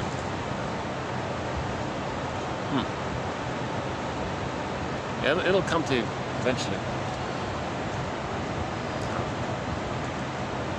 Maybe. Oh, you know what? Actually, no. On second thought, no. It's Ellen. It's Ellen in the cartoon Psychoanalysis. Another Golden Windmills of the Mind Award was issued to the comic called Psychoanalysis. In 1955, 4 issues were put out. Now this was part of the mental, emotional, spiritual hygiene movement at the time. It's called Psychoanalysis. They put 12 therapy sessions. They put it into comic book format. Yes, it's in comic book format, but they used it ingeniously to teach psychoanalysis. So the very best, number one, head and shoulders, the best introduction to psychoanalysis is that comic. Dark Horse Publishing, $20. Get it. It's been 2 years ago they digitized it. It was very hard to find prior to it being digitized. Thank God somebody saved it and digitized it. darkhorsepublishing.com, $20, psychoanalysis, in the search engine there. Type in psychoanalysis. It's well worth the $20. You're going to get 12 therapy sessions. By reading these therapy sessions, you're going to quickly get a real good sense of what all of this stuff is about psychoanalysis. You're going to learn about transference. You're going to learn about family systems therapy. You're going to learn about the Don Juan issue. Now the character with Ellen, I think she was doing that. She was always accident prone, because that's the only time the parents responded with love. So she was always having these little accidents. So there's an image. So Ellen there has a concept of herself that the only time she gets love is when she's wounded. Then the mother responds. So that's a relational unit. To get love, she's got to have an accident. She falls down or something, those kinds of things. Then mother comes running. Otherwise, mother's not around. Mother ignores her. So she has a self-concept that when she's healthy and wants to grow, there's no mother. That's another relational unit. So and they call it linking affect. What keeps the two together? It's the line there. It's an emotion. So being rewarded for a regression, like Ellen there, the linking affect would be soothed and cared for and loved and all that. The linking affect, when Helen wants to grow and mother's not there, feeling empty, lonely, abandoned, those kinds of things. So that's the emotion there. A common relational unit is when the child was a great hope fell, says Emily Dickinson. A common relation. So a great hope, anticipation, tantalized. He feels allured or something. So he has this great hope, right? And then mother rejected him. So there's the promise. So sometimes the mother is seen as alluring. There's this great promise. Baby's come out. The baby was in the womb. It was good. Now there's this great hope that they're going to bond to the mother afterwards. So the mother is seen as alluring and promising, and even maybe promising, alluring, and all, and tantalizing, maybe even. And then the child linked to a part self that feels hope. So there's the linking affect is this excitement, I guess. So there's another relational unit. Another relational unit is the mother shamed the child, rejecting mother, and the child felt shame. The hungry, enraged, empty parts. The linking affect is this shame emotion that links the rejecting mother and the despised self. Right? Now you have the fantasy one, the glorified, and it goes on like that. So we have these relational units. So we have these. It's like a cast of characters in there, and each internal object has a mind of its own. It's like a whole little theater going on in the unconscious. So you can see why some people call it subpersonalities. I don't like that idea of the subpersonalities. I prefer it's more scientific. I feel like, maybe it is more in the area of being it's scientific or objective to say it with the jargon. Part self-representation linked to a part other representation. There's a relational unit. The two are linked with the linking affect. It is interesting. Masterson discusses this. Another one of our mentors, James F. Masterson. So Fairbairn, Klein, Masterson are some of our mentors. How are we doing here? Maybe I'll just take a little. Let me just take a little stretch here. Hold on a sec. Oh, I got lucky today. This is great. Very few interruptions today. Oh my God. Oh my God. I've had a hard time the past couple of weeks, 2 weeks especially. I bounced around 10 times. But today's been really good. Yeah. Hold on a sec.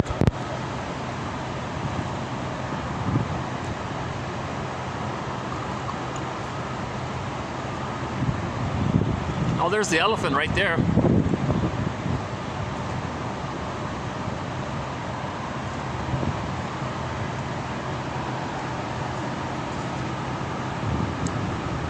Patio Lanterns. Oh my God. Oh, we've never played that song. Oh, there's a nice sort of pop song called Patio Lanterns by a guy named Kim Mitchell. We've never played it. Oh my God, that'd be a nice song. Yeah, it's a summer song, Patio Lanterns. It's a real classic sort of summer song. And the video's kind of fun, right? The Kim Mitchell orders patio lanterns, and the guy's making them in the warehouse. And oh, what is this? Oh, they're patio lanterns. Then they ship it to the guy or something. That's too bad I can't get on. You know, if it's really I can't. I'm not a guest of the hotel, so I can't get the Wi-Fi here. Otherwise, I'd play the song Patio Lanterns right now. It's a nice, relaxing, happy, fun song. So if you want, hit the pause button and play Patio Lanterns. When the song ends, come back. Okay. So I'd like to do just a little stretch here, if that's all right.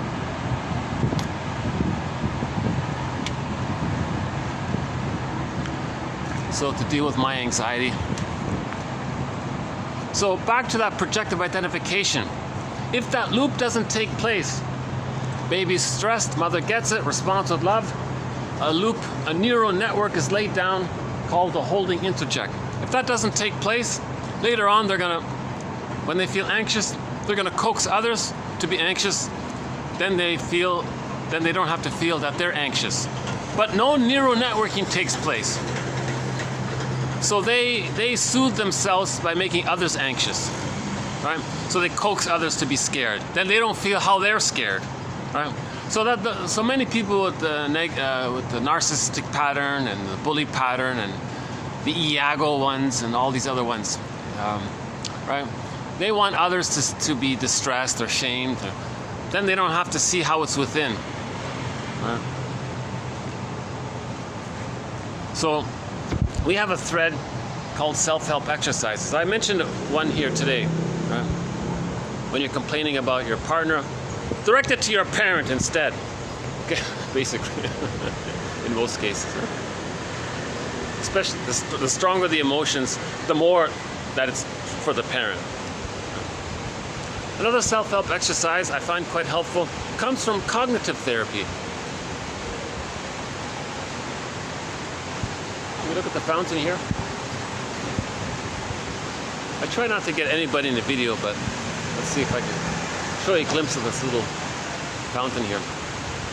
They have a self-help exercise. I'm simply calling it the 5 words. So whenever you feel anxious,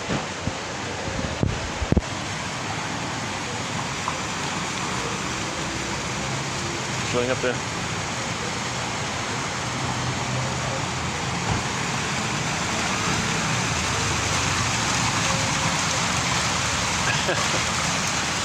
So whenever you're feeling anxious, try out these 5 words. It's a question prompt.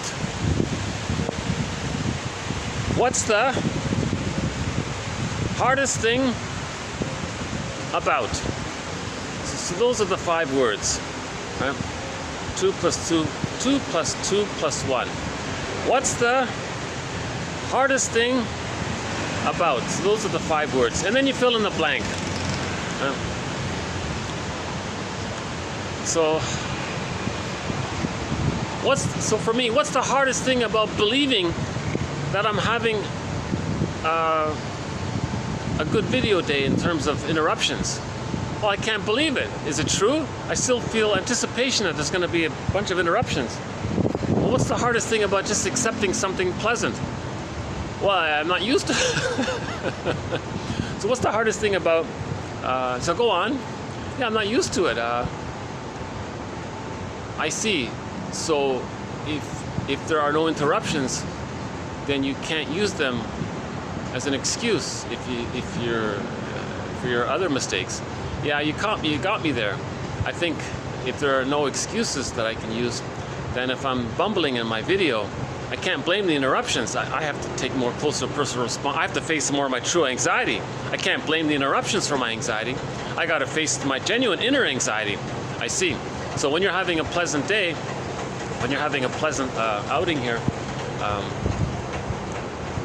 there's no there's no one to blame. So I got to look within. Okay, so what's the hardest thing about looking within and accepting and feeling and owning your own anxiety? Yeah, well, I think I need a break from it. Okay.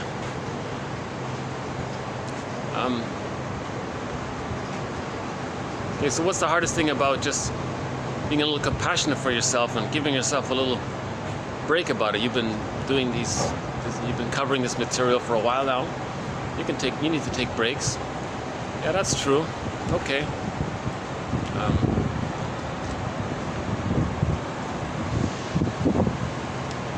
Well, or another version is, okay, well, if my anxiety comes up, I can refer to the quote that as a baby I was scared, so some of that might be coming up.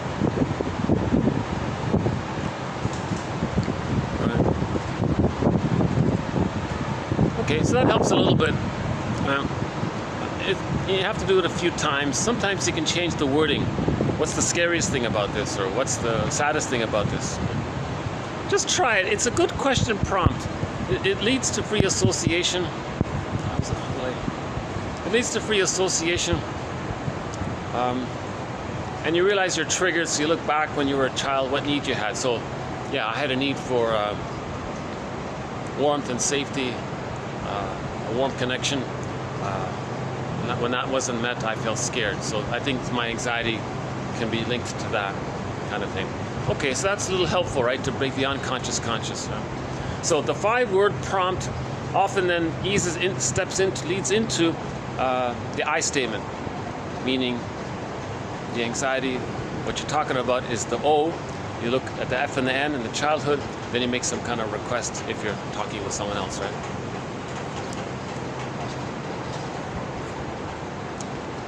Okay, I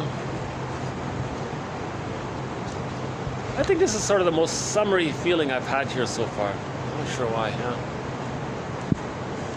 yeah, it's not that, yeah, it's good. It's not that hot today, yeah, it's mild. It's a nice, I would say this is sort of the nicest sort of temperature so far,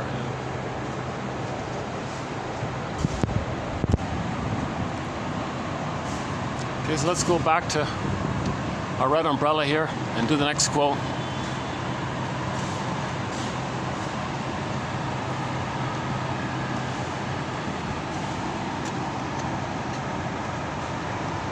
Am I locked out? No? Oh, good. Okay, next quote. This is the first quote. I find this guy Modal hard to read, but he's really looking into things. And but I just took out one. I got to ease into his work. It's tiring reading him. So I'm just gonna do one quote of his. I forgot his first name.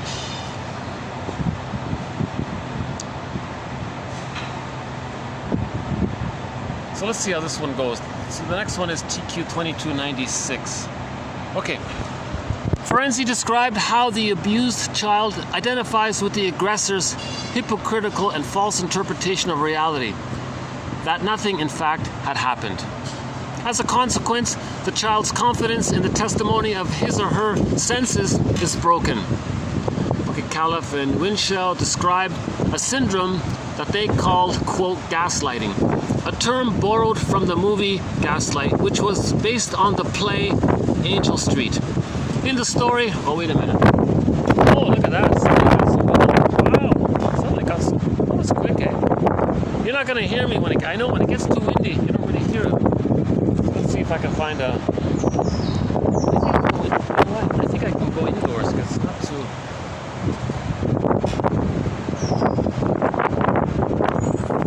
Well, okay, hold on. Let's see if I can. Maybe we can move over there. Hold on a second. Yeah, it's too windy, you can't hear anything. So many people have heard that phrase, gaslighting. Well, mothers do that to their babies. The baby says, I have a wish. Mother says, no, you don't. I don't? Oh. Then he does that, then he doesn't trust his own senses later on, because he identifies with the aggressor. Another major concept, identification with the aggressor. child has to. Oh yeah, good. We can do this here. Let's see.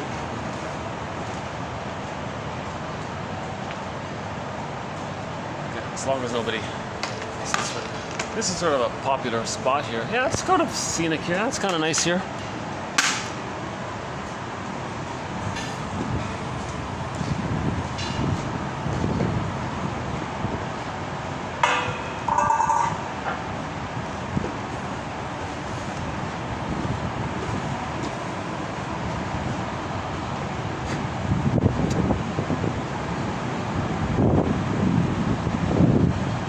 Bag here.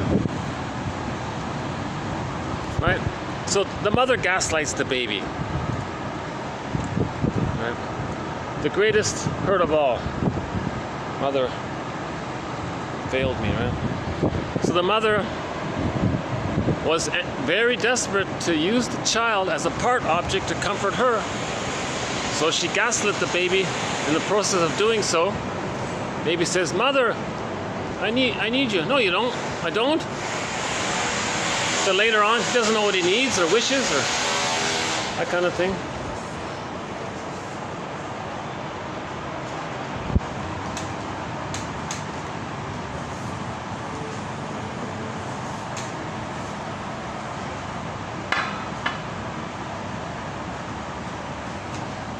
Okay, again, a term borrowed from the movie Gaslight, which was based on the play Angel Street. In the story, a newly married woman is convinced by her husband that she's going crazy. This syndrome, in which one partner uncritically assimilates the other partner's wildly divergent interpretation of reality, is more common, I believe, than has been acknowledged. When there is a marked divergence between the caretaker's and the child's construction of reality, the child will have good reasons for not accepting. So later on, so later on, next part here. Now later on, if the child is a little older, goes to school, then the mother can't gaslight the child anymore. So now the child is, speaking up here. So when there is a marked divergence, so maybe later on there's a huge distortion, okay? Between the mother's view and the child's view, the child will have good reasons for not accepting the parents' instruction and advice. So the child doesn't even trust the parents anymore.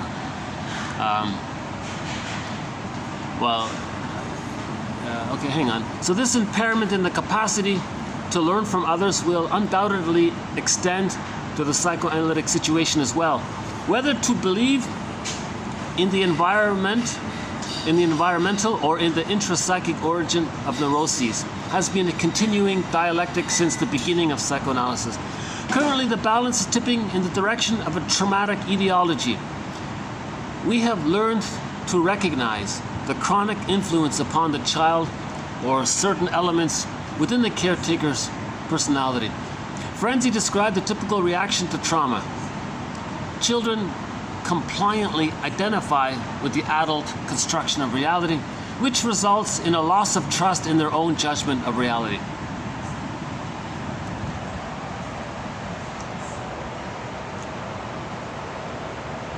I put it in the TQ quote because it does mention the Gaslight movie, and it does bring up the idea that parents gaslight their children. So, and we do sort of see, and he says that can influence a person later on to rebelling to learn. They don't want to, they rebel learning because now the teacher, they're operating from the temple. Well, the mother gaslit me, I'm not going to trust the teacher. And the therapist, I'm not going to trust the therapist. So these kinds of things might happen. I don't fully get it. This is a question mark here. But he also references identification with the aggressor. So he does to himself what his mother did to him. Mother didn't accept the child's reality. He doesn't accept his own reality now. That kind of thing.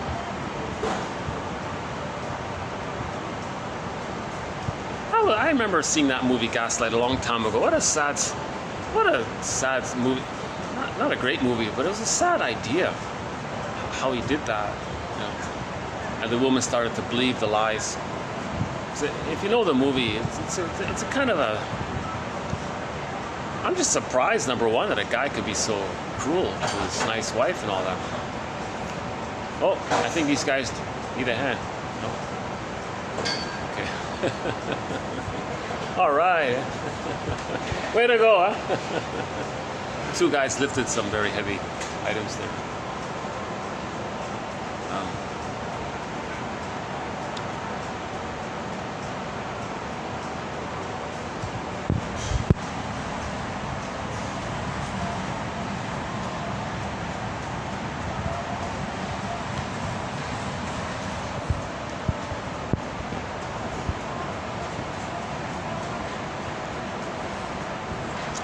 Okay, before I forget, so I want to follow up on something.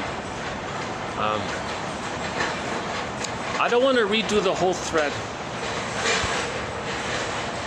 sub-thread actually. I don't want to redo the whole sub-thread called the sociological factors that contribute to prejudice. We have a main thread called the psychoanalysis of prejudice. Negative magic gesture, projection, projective identification, hocus pocus, double focus, act one, feel the other. At the same time, you thought the aggressor, you're being the aggressor, but you thought, and you're victimizing them, but at the same time, you think that they're the aggressor who's hurting you, and that's why you're hurting them. And the idea of difference triggers how a person can achieve differentiation. So difference bothers them because they never got the love to achieve differentiation. There's a whole area around the psychodynamics of prejudice. And that's the main focus. But about a year ago, a quote came along where a guy said that you're being way too one-sided. If you think prejudice is just from psychology, from babyhood trauma, and splitting and projection and all that, negative magic gesture, shaming others to communicate that you were shamed, and then using others in this for this battle with your mother in the mind, not being aware of it, thereby protecting the mother, staying loyal to her, these kinds of things. He thinks that if you're just thinking about internal psychology going on, so if you feel shame, then you want others to feel shamed, then you don't feel you're shamed, and so on and so forth. We've got some excellent quotes on understanding prejudice. If you get this collection, 1001 Windmills of the Mind, and read that thread on the psychoanalysis of prejudice, I'm confident it's helpful.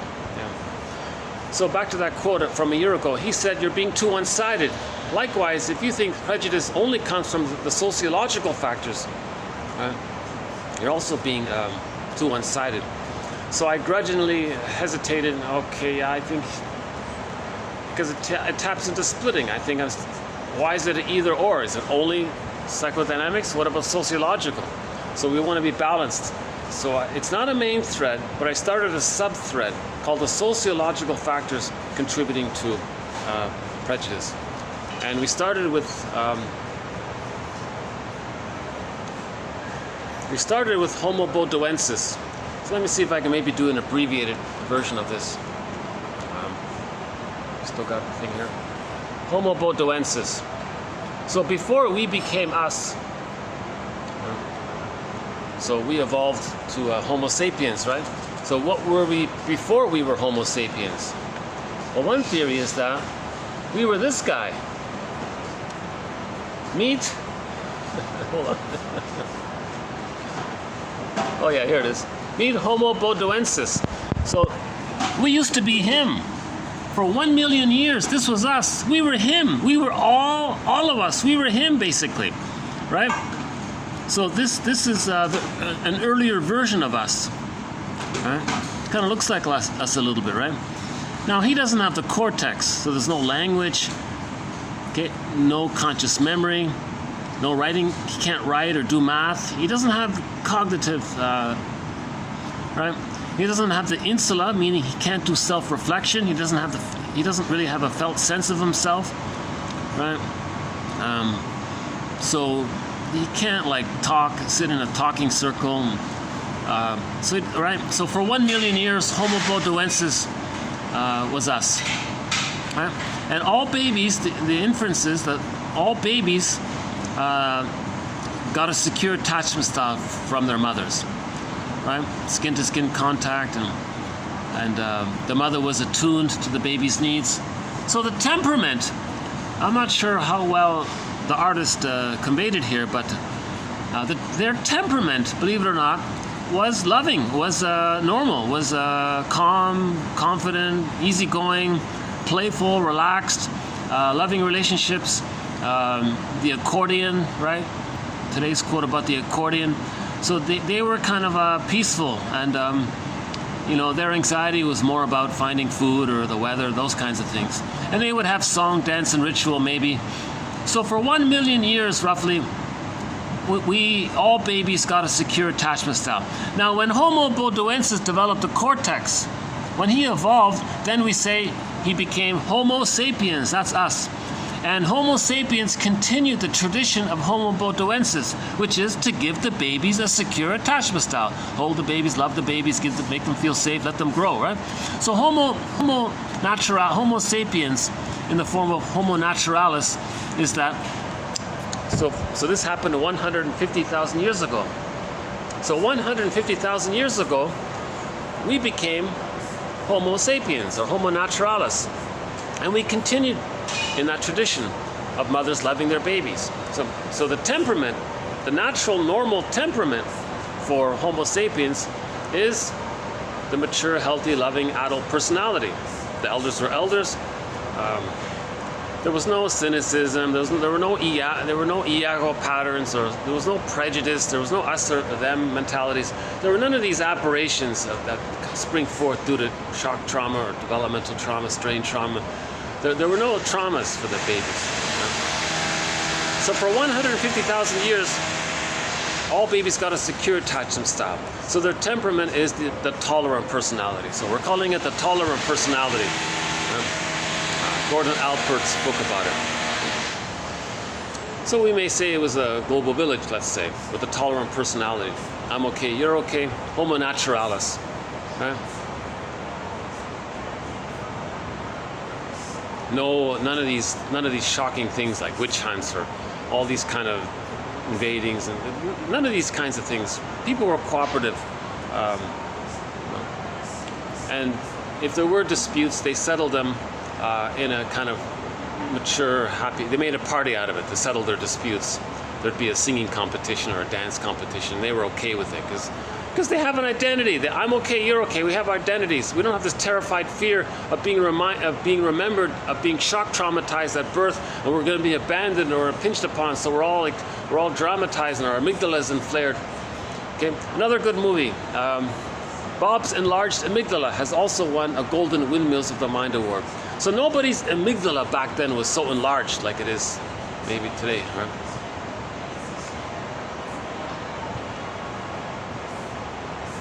Oh, a little distraction here. Hold on a sec.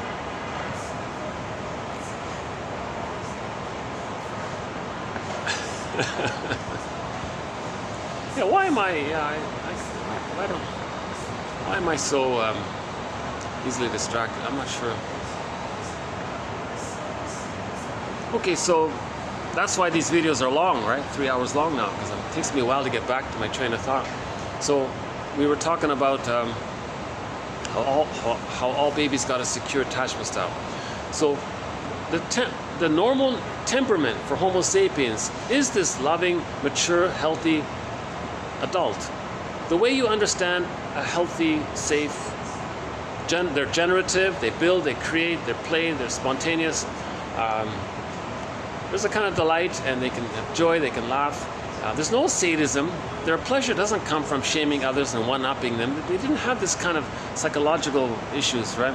They were very healthy. They had a long life, whatever it was, 150 years or 120. Some people said somewhere between 120 and 150 years. So they were very healthy.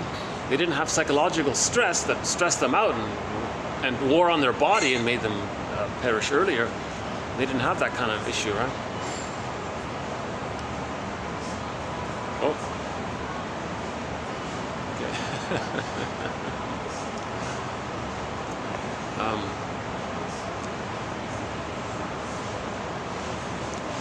Okay, then something happened. 10,000 years ago, the theory is, again, the theory, 10,000 years ago roughly, Homo sapiens, we discovered farming, agriculture and farming.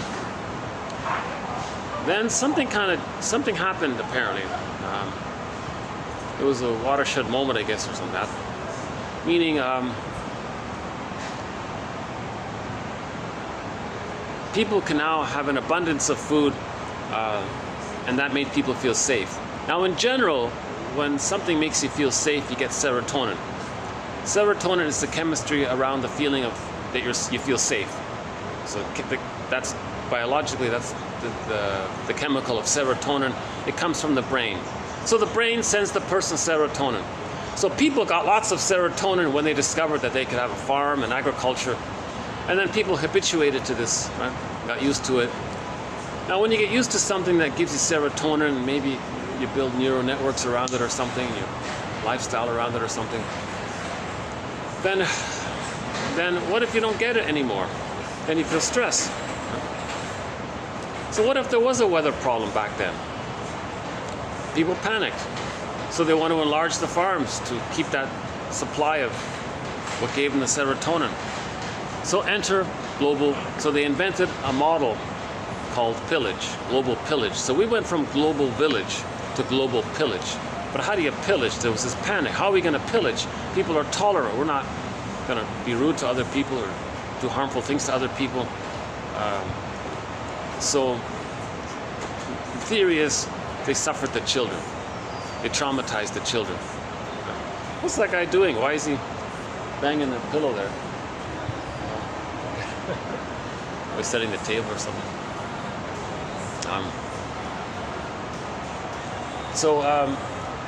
So they removed the babies. So someone got the idea that they should traumatize the babies. That was the birth of the prejudiced personality. The prejudiced personality is going to spring forth with trauma. Because when there's trauma, the baby's going to identify with the aggressor, see their shamed, unloved self onto others. In the mind model, there's goddess and demon. That comes from the splitting defense. So when the baby's shamed, he thinks the mother is a devouring witch that wants to eat him. In the last video, I explained how that happens, the theory around why a baby creates an imago of his mother as being a devouring witch that wants to eat him. Okay. The baby's rage, he projects onto the mother. Now the mother's enraged. The mother's this giant in the nursery, so this giant is enraged. The baby wants to take in. He can't accept it, he projects, now the mother wants to take in. So he has an image of the mother as being very dangerous. Huh? Now, the mother must be seen as good, so he'll hallucinate that the mother's all good. So there's the splitting defense mechanism, the goddess and demon.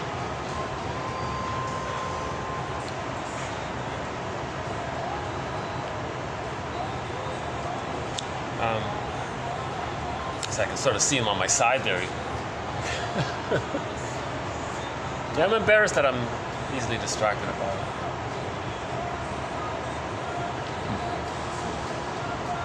But I still persist with these videos because however embarrassing I may appear sometimes, I'm getting the quotes out, so I feel like I'm doing something valuable. Yeah. Let's do it this way then. Okay, let's do the walking thing again. Yeah, we can do the walking thing for a bit. I've got some people there now. Oh no, I can't. I got some people on my place there. Hello. How are you? Yeah, good, thanks. Yeah. How are you? Yeah, good. Thumbs up. Okay. Okay, let's just wait. I can't walk. Yeah, I got a bunch of people there now. That's okay. I'll just wait till this commotion, until whatever the. Oh, okay. So they're doing a whole thing right behind me there. That's too bad. Okay. Let's just stay here then.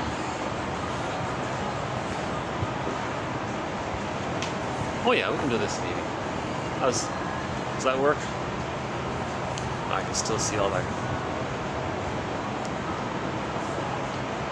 Or, let's see what else is there.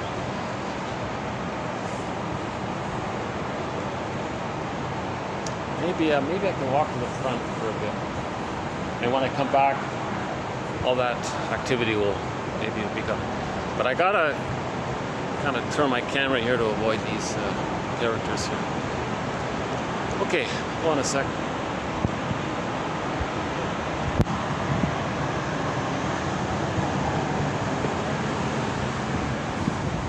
Okay, so back to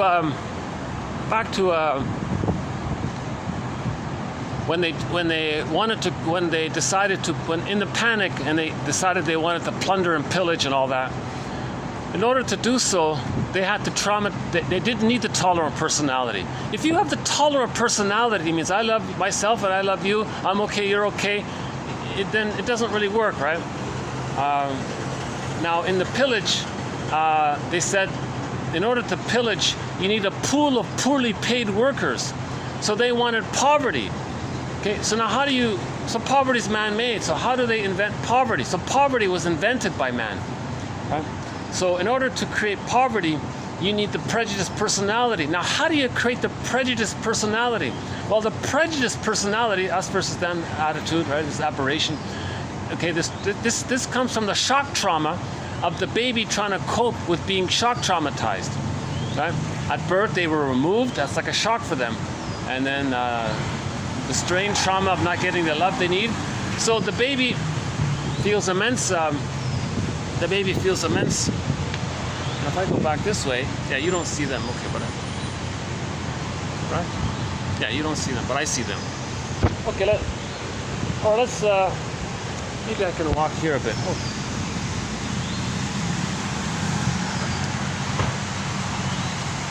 Okay, I'm going to use this little wheelchair ramp.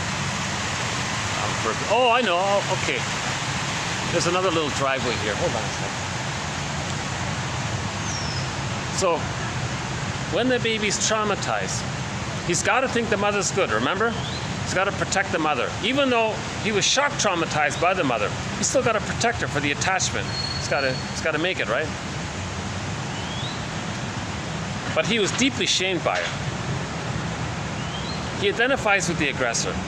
The aggressor is the shamer, and he was shamed. He sees his shamed self onto others and says, others are no good. You see, mother in the mind? You made me feel no good. Now I say others are no good, to show you what you did to me. Right?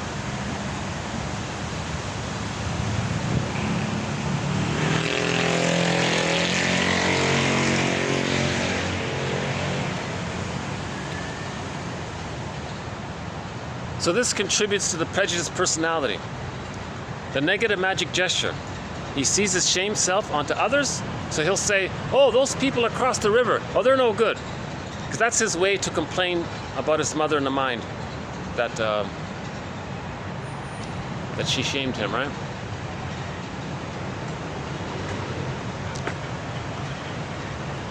Let's see if I can go back to my spot there. Should be okay there. Now. Okay, but the important thing about this issue is that the baby creates goddess and demon in the memory, and this is then the psychology needed for prejudice, right? The psychic structure needed for prejudice is this goddess and demon imagining in the baby's brain. So now there's splitting, right? And it's not healed. The baby's not. They don't correct it. They're trying to create it. They're trying to create the prejudiced personality. So now we have Homo economicus out of the plunder system. So some people are going to say others across the river are no good. Then you see how your mother didn't accept your humanity. So then you don't say others are worthwhile, right? So the baby was objectified. One author says they were thingified. Right? That's an awful term to use. Let's just stay with objectified. But it sort of conveys the cruelty of it all, right? So mothers thingify their babies sometimes, believe it or not. It's hard to accept that because they don't mean to it, and they didn't literally, but the baby interprets his emotionality that wasn't seen and accepted as nature's greatest miracle. His needs and feelings didn't matter to the mother, so he felt, is he a thing to the mother? Is he like just a teddy bear for the mother, just to comfort the mother? He's just supposed to do something for her all the time, and he's not allowed to have his self? Like, whoa. So he feels like really, he doesn't feel his fullness, right? Doesn't feel fully real, let's say. Oh, I couldn't, yeah, okay, it's packed in there. Not packed, but there's a party inside there. So what else? Okay, let me pass this party here and I'll continue. Hopefully I can continue. Let's go this way.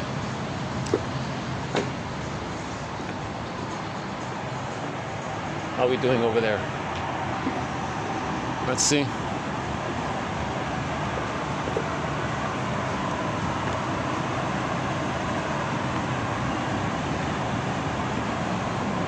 Okay, good. Okay, a little good news. All that commotion right behind me is sort of...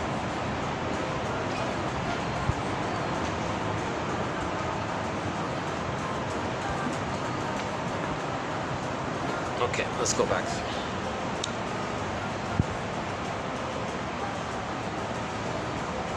I don't want to see them, man. Okay, hold on a second. So the prejudiced personality was born. We're locked out here. Okay, we'll get this back later. Okay. The prejudiced personality was born.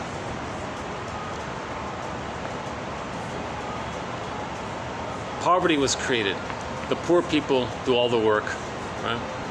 Now the plundering takes place. And we know it even today.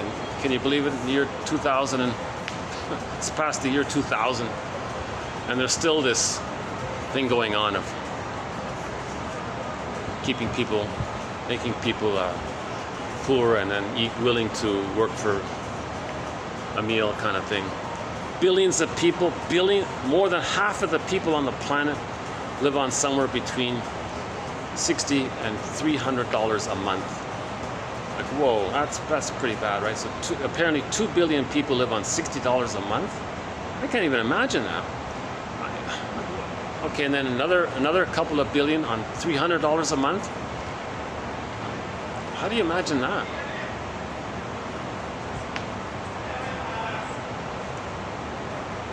And the rest seem to be well off, I guess, more or less. Call it fill in the blank, right? So we played that song, Call It Fill in the Blank by Bruce Cockburn, about the plunder system, right? Okay, so we're talking about the sociological contributing factor to prejudice. That's my main agenda. My main agenda here is not to go into the plunder system, the details of the plunder system. Others can do that. That's kind of pretty, there's a lot of information about that. I'm not really going to enter into that. It's not my specialty. I'm not a historian or these kinds of things. I'm interested in psychodynamics of prejudice. But to get to the psychodynamics of prejudice, I sort of got to acknowledge, at least in some way, the sociological side. So a part of the sociological side is the plunder system. Okay, in order to pillage, you need the prejudiced personality. How do you create the prejudiced personality? Get the baby to use the splitting mechanism. Now the splitting mechanism is just meant to be very temporary for the baby. It's meant to get resolved fairly early on. But if there's so much shock trauma for the baby, he thinks in these either or extreme ways, all or nothing ways, dichotomous ways, us or them ways. You see, a lot of things come from it. Now, there's this innate drive for healing. So religion was born to entrench the ongoing use of the splitting mechanism. Because the main motif is goddess and demon, God, heaven and hell, goddess and they're always thinking in these two kind of ways. So they want to keep that kind of mechanism of the splitting defense going. Because the splitting defense mechanism is needed for the prejudiced personality. The prejudiced personality is what eventually leads to the us or them mentality. Either or this or that. Right? So the mind goes that way. So I won't go into our thread on the psychoanalysis of religion at this moment, but religion is there to entrench the prejudiced personality, with the constant discussion of God, goddess and demon, these kinds of things.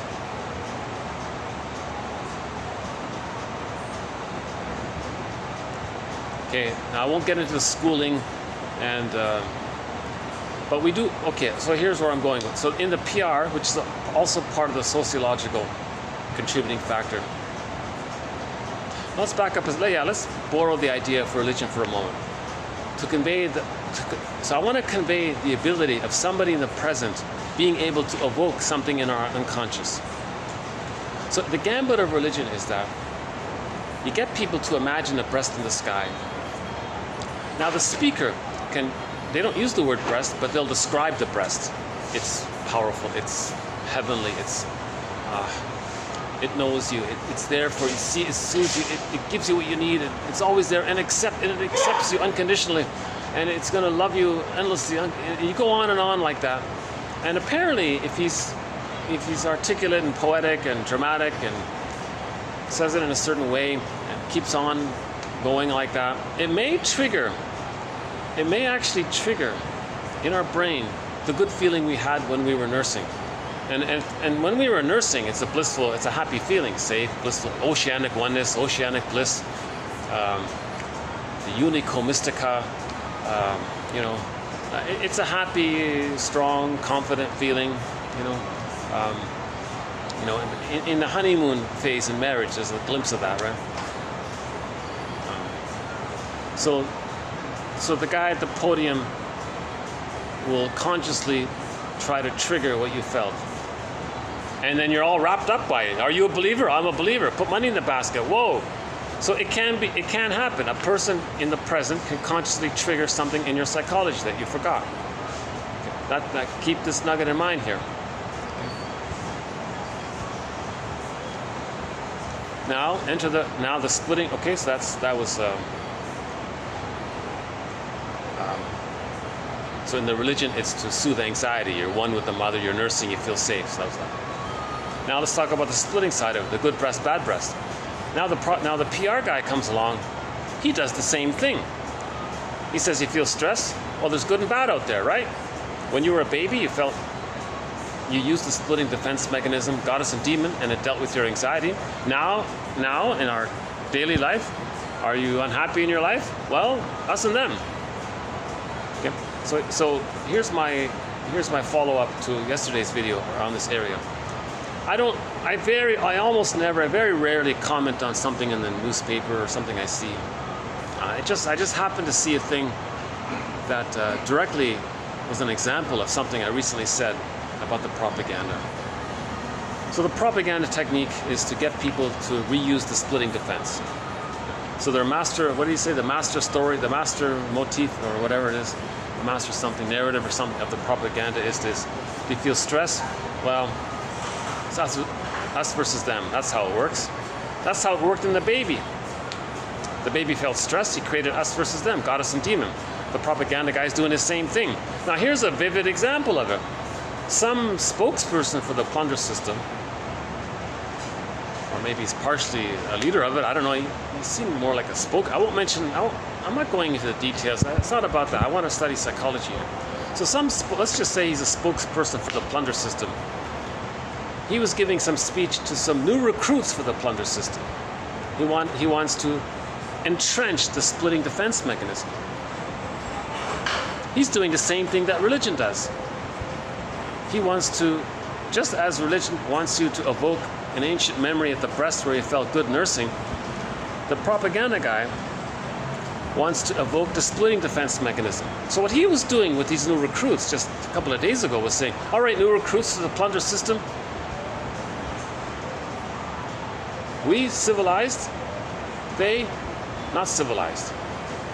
Whoa. He's just, all he wants to do is evoke the splitting defense mechanism. He's not explaining why. Okay, hang on. Sorry. Back up a sec. He said garden and jungle, right? Oh yeah, garden and jungle. So he said, oh, see how when we plunder the planet and all that, and we come home with all the trillions of dollars of goodies, And then we have this nice, comfortable garden party. So our lifestyle is like a garden. Isn't it nice to be in this garden? You don't want to live in the jungle. It's like a jungle out there instead. He can't emotionally feel the other as the victim of their activity, because when he was a baby, he was thingified. He was shamed. So that doesn't count. So he says, well, the victims of the plunder system, well, who cares? Because he felt that the mother didn't care about him. So he's just replaying. He's a cartoon. He's a caricature of his mother. The mother didn't care about him. Then he's wildly not going to care about others to show up the mother. See what the mother did to me? You see how I don't care about others? Well, the mother didn't care about me. So in the song, Call It Fill in the Blank by Bruce Cockburn, we played it a couple of days ago. So that song said it. The song said that in the plunder system, you create poverty, all of the misery out there. You come home with the stuff and you have a good time. Let's call it fill in the blank. And then someone comes along and says, wait a minute, you got all this garden, you got this garden because of, at the expense of other people. And then kind of reminded of that Greenpeace a commercial about the mink fur. The model was wearing the mink fur and she did a twirl, and then the blood of the animal was splattered on all of the people in the audience. A gruesome image. So I saw that as a child, I think, and I still remember it. But it was a shocking image. But it was to strongly convey that other people are suffering by the cruel activities. Right? So I thought it can almost fit in here a little bit. Yeah, I feel sad about that. That's the first time I've mentioned that in 50 years, I think, or whatever.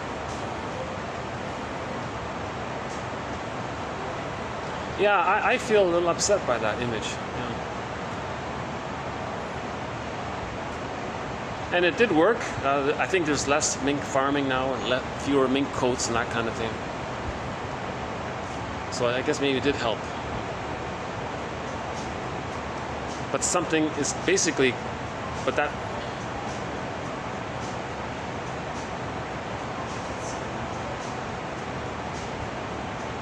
so I don't know what an equivalent would be to describe the plunder system. I don't know what another example would be to convey that. But someone said to the people in the garden, but all of these people are suffering because of you. You invaded and you destroyed and you did all these, you don't let them have a good life, and you artificially just say they owe you all the time. Meanwhile, you're making them impoverished and stealing their things. Okay. So there's that quote about the diplomat, remember that one? A diplomat is one who steals your watch, but then charges you for the time, kind of thing. So it's a little bit like that, right? So when a person uses the splitting defense, us good, they no good, garden, jungle, we good, they no good. So now he's already using the power of association. He's a dangerous brainwasher, because if he's instilling this image that we plunderers, we live in a garden, that means we're civilized. Those whom we plunder, and they're suffering and pollution and misery and difficulties and hardships and poverty, $60 a month. Wow, all this chaos out there, and things are dirty, they can't afford hygiene. It's like a jungle out there, he's saying. Now, when he uses those terms, jungle, he's already tapping into this association. Jungle, primitive, savages, right? He's already kind of getting people to kind of make these unconscious links in their mind. So us, developed, human, civilized, they're undeveloped. He's projecting. The aggressors are the primitive savages, right? Because human beings wouldn't shame us. Human beings wouldn't do these cruel things to others. Right? So he maybe feels himself emotionally undeveloped. Okay, so he's undeveloped. So then he would say the word primitive. You would have the association of primitive when undeveloped. This is dangerous associations, right? And then now the cruelty, that's the savagery, right? So then he projects inner material onto outside. He's talking about within, as beloved, so within, the mirror defense. He's creating a mirror. So when he says all of these horrible things about others, look through the implied subtle innuendo of the jungle image, right? So, right? So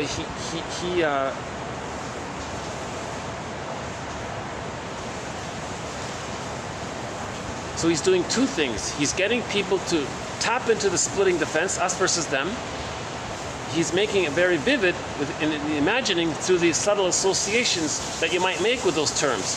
Now all of those young recruits to the plunder system, oh, garden, forest, civilized, uncivilized, advanced human, undeveloped human. Like he's trying to do this kind of thing. Right? Then he says, well, we got to protect the garden, right? Oh, yes, master. So he's a dangerous manipulator because he's entrenching. He somehow intuitively knows that he can tap into the unconscious splitting defense mechanism, and then just people operate out of that. Once you start operating out of that, it's hard to kind of be reasonable and think, wait a minute. The mother wasn't a goddess or a demon. The mother was just a human being. And I created imagos around my mother's disattunements. That's all it is. We're just people trying to heal. That's all it is. We're all the same. I showed that there was a picture of the Scorpions CD. I'll show it. Yeah, the Scorpions. There's a cassette tape. I noticed it in the recent video. I was looking at the tape. And doesn't he have a song? We all live under the same sun, so let's live as one. We should live as one because we all live under the same sun. So maybe we can. There's another song we can play. Yeah, here it is right here.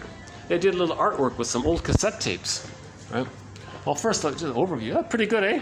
They used some old cassette tapes, put it together on the wall. That's kind of cool, right? Kind of like. That's awesome, eh? So these are old cassette tapes. And I remember seeing, the last time I was here, I remember seeing one by the Scorpions here. Let's see if we can find it here. Right?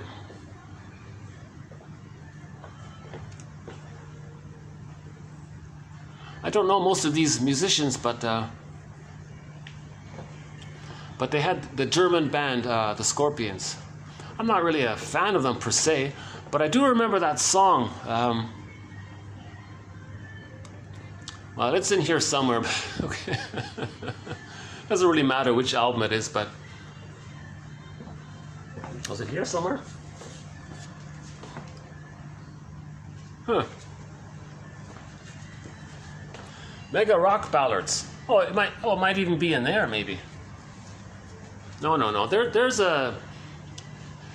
Is that it? No, that's not it. Oh, there it is. Here. This blue one here. Do you see it? It's getting up here. Hold on a sec. Where's my hand? Oh, here. Okay. Is that it? Yeah, there it is. There, the Scorpions, right? So they have a song.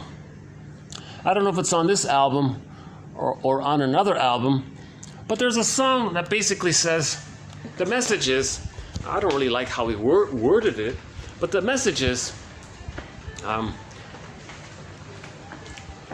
that's the waitress, my waitress. But the message is, we all live under the same sun. So that means we're one. We gotta live as one. There's one sun, we live as one. Human family, global, live as one. We're all Homo sapiens, it's one. We're all one species, right? We're an evolution from Homo Bodoensis. And we live under one sun, so we're living as one. Let's live as one. He doesn't say it exactly like that, but that's sort of the implied, the positive, what he means. I think that's his positive intention. Although how he worded it doesn't convey it exactly like that. I don't like how he worded it, but I'm just borrowing it. I just want to I'm putting a positive spin on what he said. Let's live as one. We all live under the same sun, right? So, but in the pillage system, you can't have that kind of tolerant personality. Normal, natural, healthy, normal, tolerant personality. We're all Homo sapiens. We're all members of the human family. Jane Elliott says we're all cousins, apparently. We're literally all cousins somehow. 30 to 50 times removed on average, she said, something like that. Yeah. And she says she doesn't want to see any one of her cousins harmed. I like what she says. So the work of Jane Elliott has won a Golden Windmills of the Mind Award for her contribution to how education being a sociological factor contributing to prejudice. Right? So on that sub-thread of the sociological factor, we've got the plunder system, religion to preventive, propaganda that taps into the splitting, the S&M, promoting the prejudiced personality.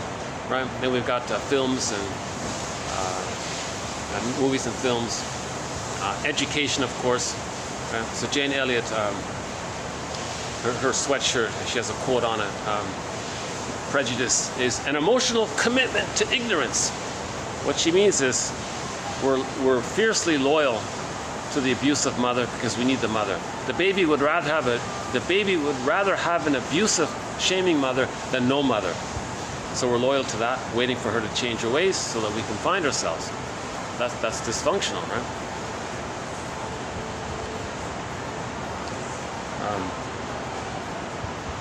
Hold on a second. I think I can just change my view here. How's this one here? Yeah, maybe a little better here.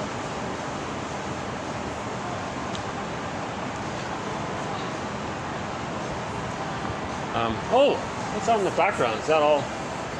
Oh, those are the whatever it is. Well, that's nice. The flowers there, right? The white flowers there.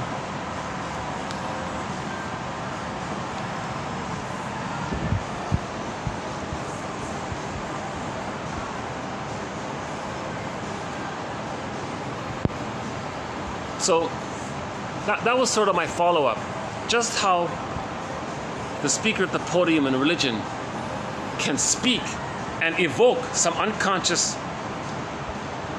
experience of feeling one with the mother, and it feels good.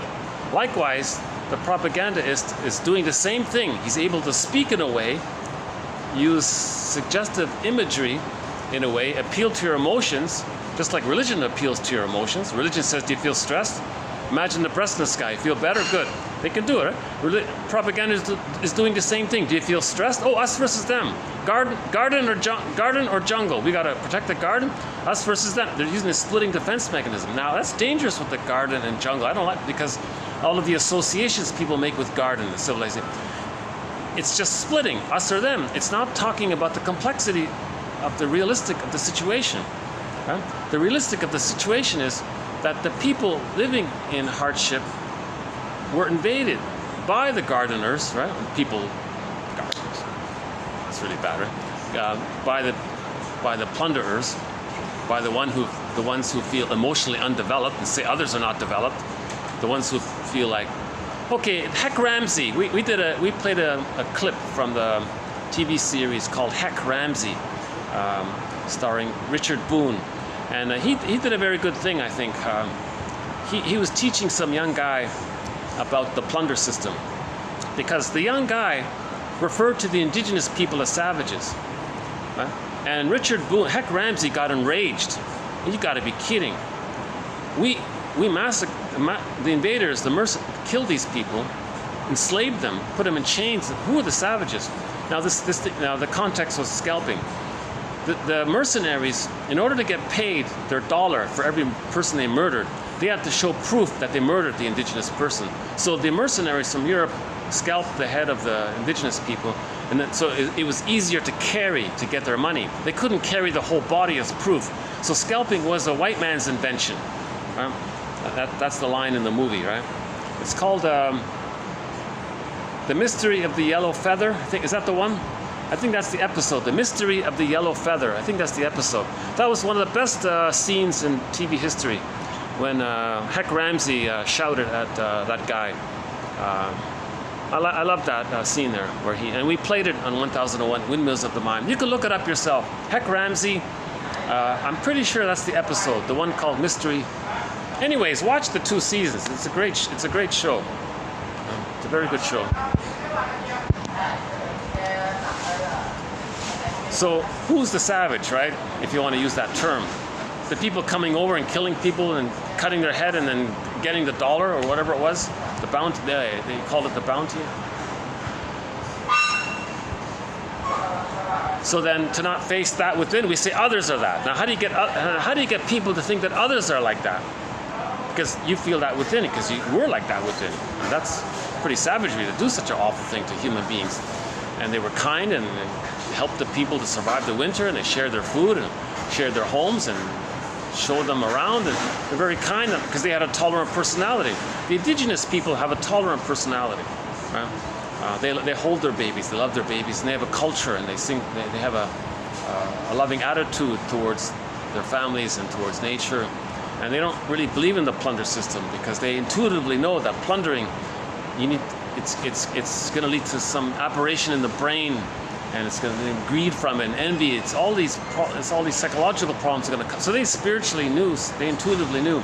So back to 10,000 years ago, when people discovered farming, there were some people that said, no, don't do this. Those are the indigenous people now, as I understand it. So they were right all along. Now nobody's saying we go back to it. It's impossible, right? We're just trying to understand with these theories, these speculations, different authors present different arguments. So we're trying to understand what's going on.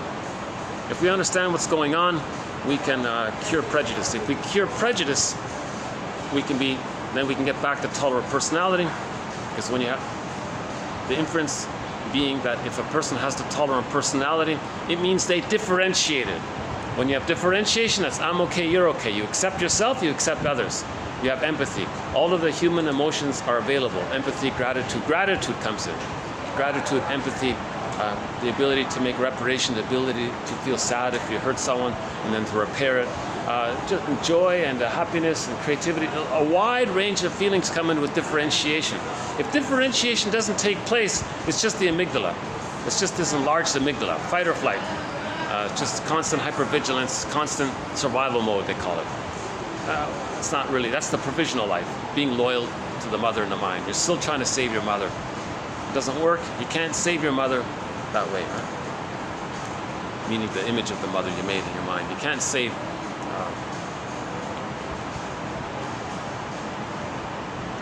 So the journey of philosophy is to like Kirikou in the Sorcerers, to get to that point where we realize we're fixed somewhere, lift the thorn, and a lot of sadness will come up.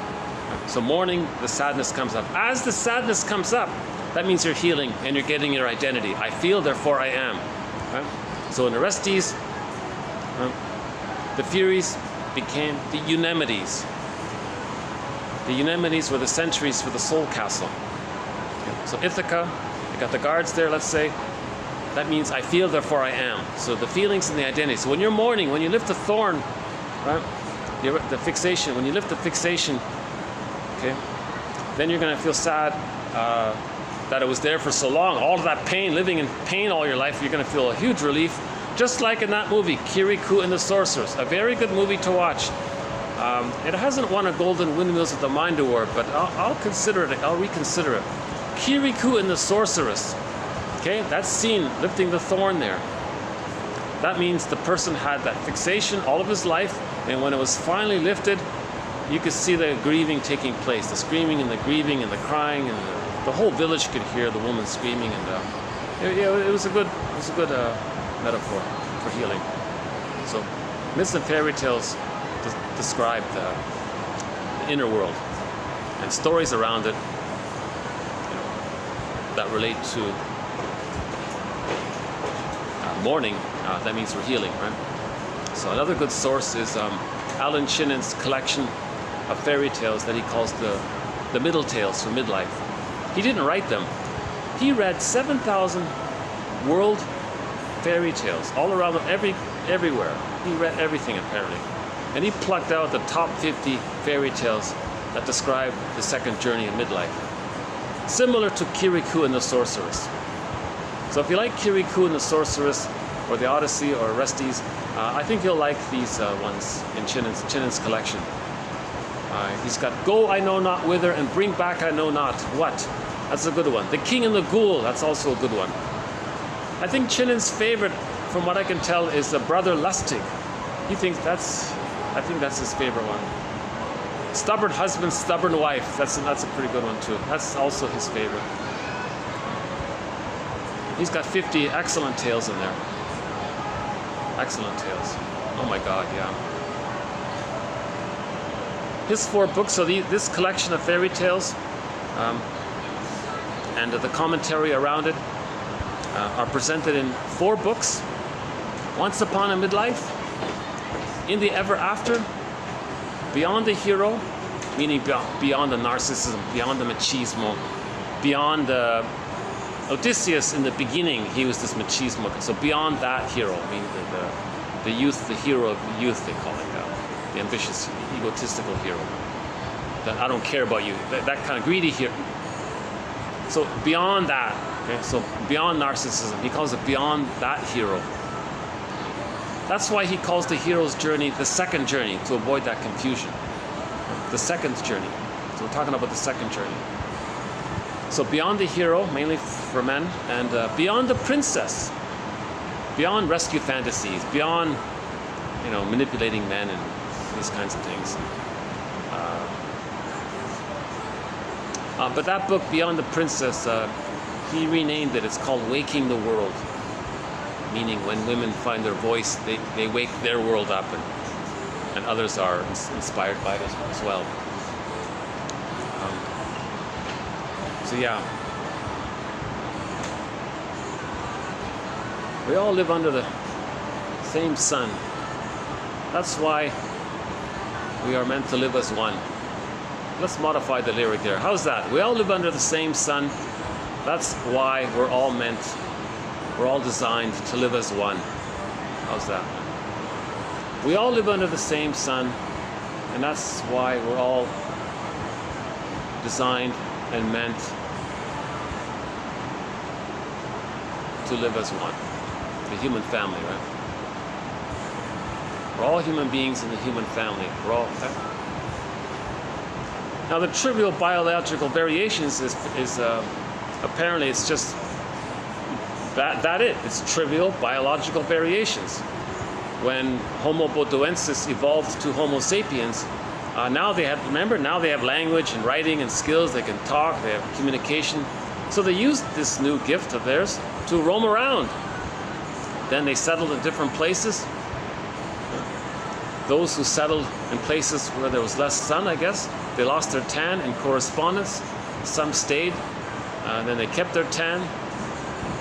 So everyone has either a shade of beige or a shade of brown tone of skin. That's a trivial biological variation due to this the chemical melanin in relation to the sun exposure. The melanin affects the skin tone. So everybody has a shade of beige or a shade of brown. That's the range. We all started off with a shade of beige. We all started off with a shade of brown, but some lost the melanin, so we have a shade of beige. Hold on a sec. Let me just go back here for a minute.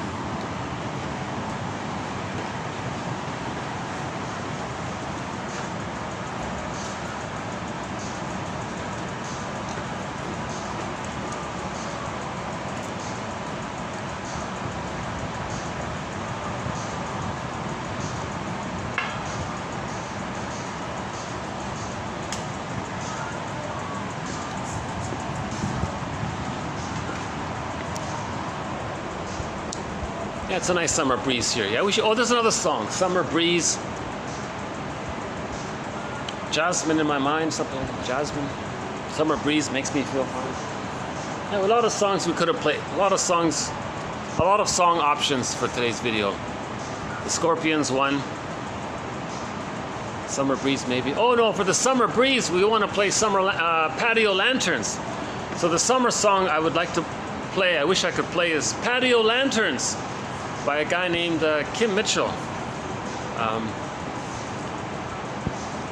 He has two big hits. One called Patio Lanterns, and the other one is it's a slow ballad. I forgot the title of it. A very nice song. He's got two very good songs. One of them is Patio Lanterns.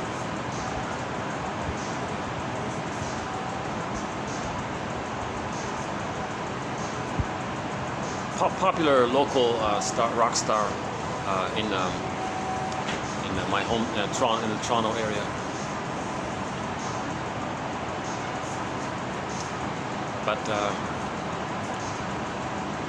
But from Toronto, we have two great bands, Rick Santer's band, and the lead singer, Rick Santers, as a soloist.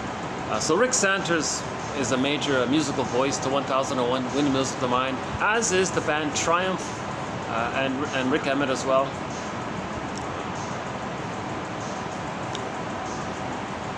So we have a lot of good classic rock songs. 2 videos ago we talked about Goethe, so we played an old German song, a song sung in Old German in honor of Goethe. So Goethe is the guy who converts his autobiography into poetry. His book is called Poetry and Fact. So he writes what he knows, that's his journal, but a lot of things he doesn't know, so he creates little stories as emotional truths, not literal truths. So that's why his writing is quite popular, apparently. So he adds some metaphor to try to describe what he doesn't know. He has a glimpse of it. How does he describe it? He doesn't have words for it, but he can approximate it through some poetic metaphor, and then mix it in with things that he doesn't know. So there's like a blurring there of the two, right?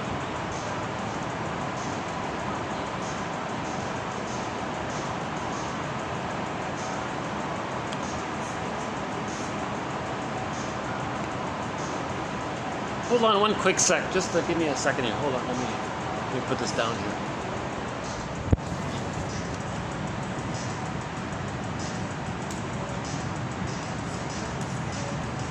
Okay. You can guess what I had to do, right? Tie my shoelace, okay. You're right.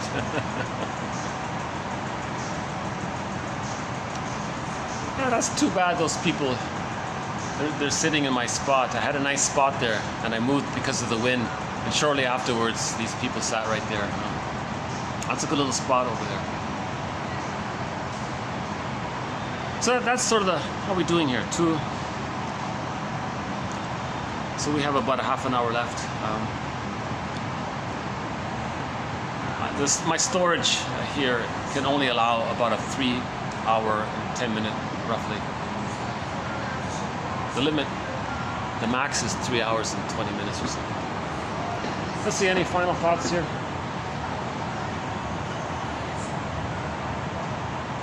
So what's the most disappointing thing about losing my nice summer spot there? It is, because that's like the first sort of summery feeling that I had. I stepped away for a minute and I lost it. Oh shucks, you know. So what's the most disappointing thing about accepting the reality that you moved away and someone took your spot? That's a normal trifle in life. Oh, that's a trigger. Maybe when I was a child I wanted something nice, and then maybe it was taken away. Maybe it hurts, so maybe that's a trigger for the past. Okay, so go on. Talk about the past trigger. What need did you have as a child? I had a need. So feelings and needs. So I had a need for some nice things, or I had a need for something nice in my life. And to have that feeling that I have something nice in my life, yeah. And when that was taken away abruptly, or not even really there, or something, I felt tense. So the stress. So something. Okay. So go on. So something nice is what you needed in childhood. So go early. So go on. Okay. So something nice is a symbol for the nursing, the holding environment. Right. Okay. So it's a nursing issue. So it was misattuned nursing, and you felt tense and scared by the malattunement. Yeah, I think that might be what's going on, what's happening. Okay. So already I've started to calm down a little bit as I did this exercise here. Right? Something triggers you. You say, "What's the most painful? What's the hardest thing about?" And you fill in the blank. Yeah, we'll just walk by them again, then I'll do that little one. Okay, let me just pass by them.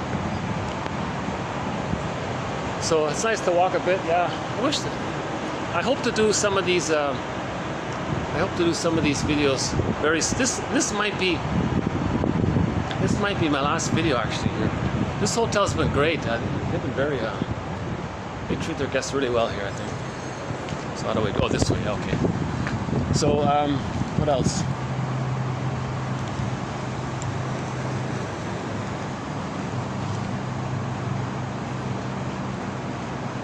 See, I find this relaxing already just to go for a walk here. So I'm hoping to be able to do some videos on a shoreline or in a park. So we'll see how that goes. I'm in a very busy city here,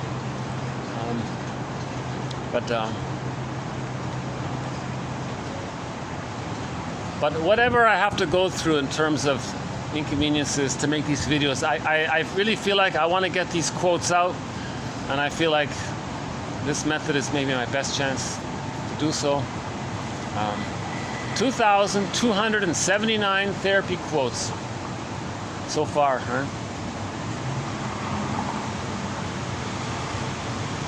Yeah, so back to Goethe. He was, the quote was about how, of course, as a child, we can't know our story, but we're searching for our story. So we got to use metaphor for that. So I've been using the example of that child. He was an abused child. Then at some kind of social function, he was being very naughty and disturbing. A kind woman tried to talk to him, and she said, "What's going on? What's the problem?" The kid was frozen by her because he's abused by his mother. Can he trust this other woman here? He needs to trust her. He wants to trust her. He needs a connection to it with a loving paternal figure or some positive experience with a motherly figure. So he froze for a while. Then suddenly he blurted out, "The farmer shot my dog." So he was being like a little Goethe there because he didn't have a dog. So he created some kind of fiction to describe an emotional truth. He emotionally felt very wounded by the mother. So the best way to convey it was he came up with what he could. The farmer shot the dog. He's talking about his mother hit him or something, or his mother, he feels that inside. He feels hit inside, so that was his approximation. Right? So that's what the quote was about. Goethe did that. Goethe did exactly that. He would write his story down, what he knows, what he didn't know.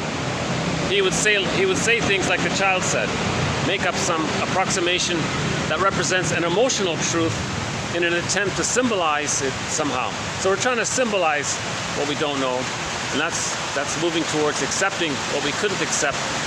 Once we accept it, we complete the cycle, it's metabolized, then we lift that thorn. We lift the thorn as we do that. Right? Oh, let's see the waterfall.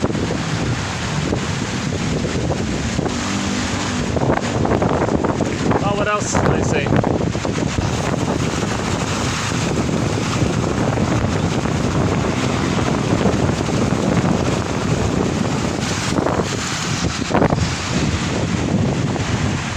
Say anything else?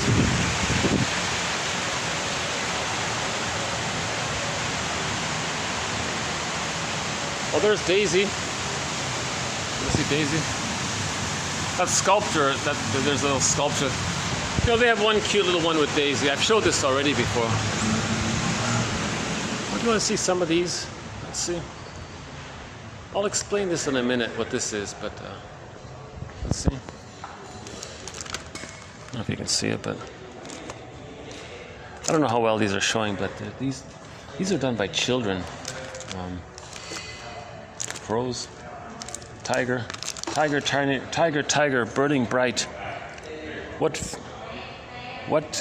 could frame thy fearful symmetry? Another poem by Emily Dickinson.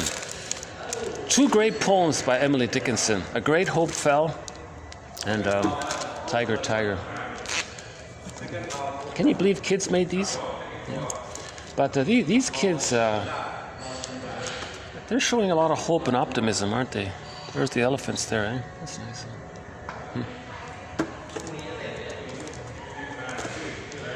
These ones here.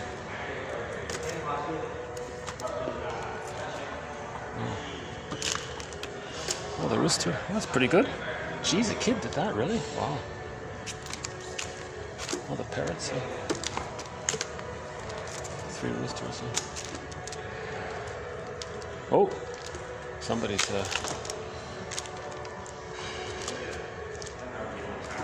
Oh, that's kind of nice. I like the colors on that one.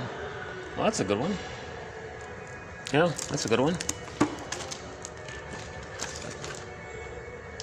I know there's some more here. Yeah. Oh, okay. Some of them are teenage. They're not just kids. Some of them are pre-teens or teenagers or something. Well, the story about these paintings here is that I haven't read it, and I'm hesitant to talk about it because I don't know much about this issue. But these kids are,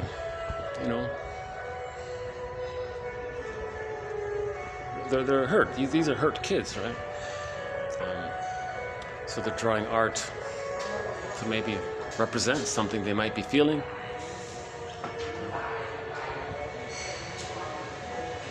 Nice little. I like this little scenery. It's nice. Oh, it's a nice little spot right here. Eh? Still recording.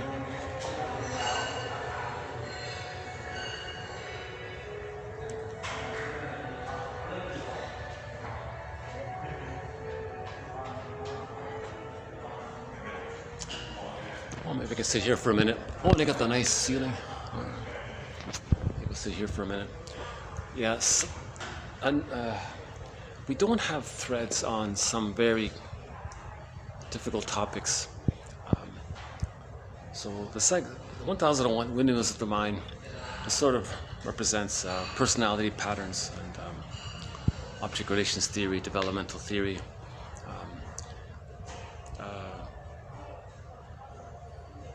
repetition compulsion, negative magic gesture, these kind of mechanisms of the mind. The way more serious ones, like what these kids are, where these kids are coming from with their trauma. It's such a huge area, and I feel like a lot of people are already focused on these areas. I don't feel like there's any kind of broad, non-professional talking about the psychoanalytic perspective. As far as I know, I might be the only one.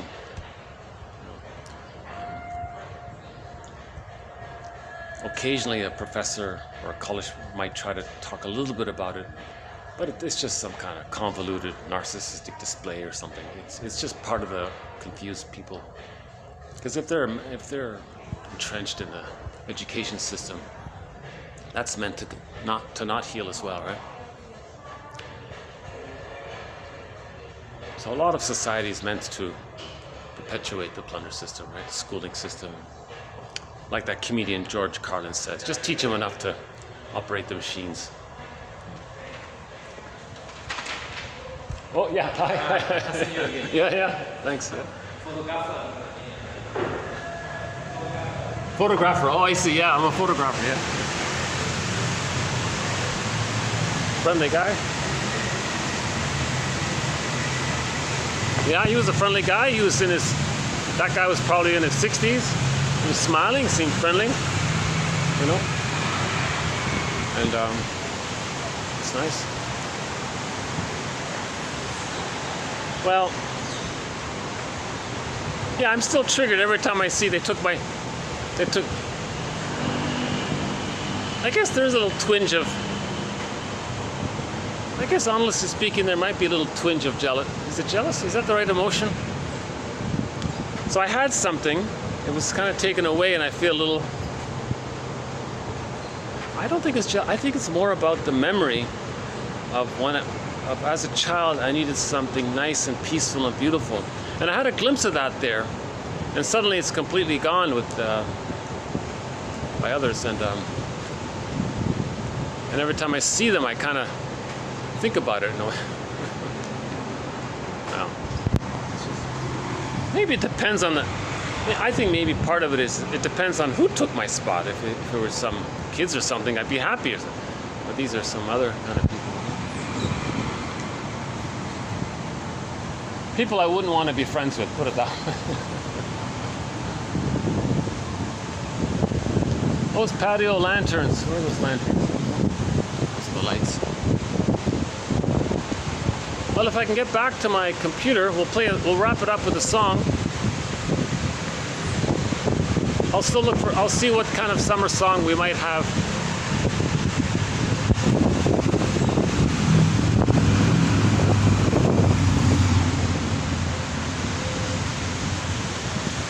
Maybe I can just, I'll just go through the hotel, and we'll start to wind down this video and play a song here. Here's our friendly guy. Yeah, hi. Okay, thanks. Yeah. And here's a nice flower here, eh? This one here. It's nice, eh? And there's Daisy I was talking about. Okay. There's another one with Daisy doing the dancing.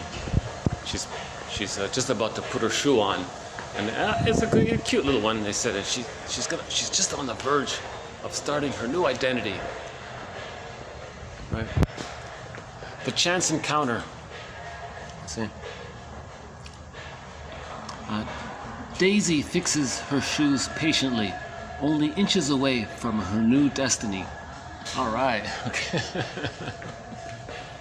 So maybe she's self-activating. Maybe she was always afraid to dance. Now she feels that it's okay. She's not doing it in the manic way, or she's not doing it for some other reason. She just maybe enjoys the movement, the dance movement or something. To dance your feelings. See, there's another painting by those kids. Yeah. See, you might feel.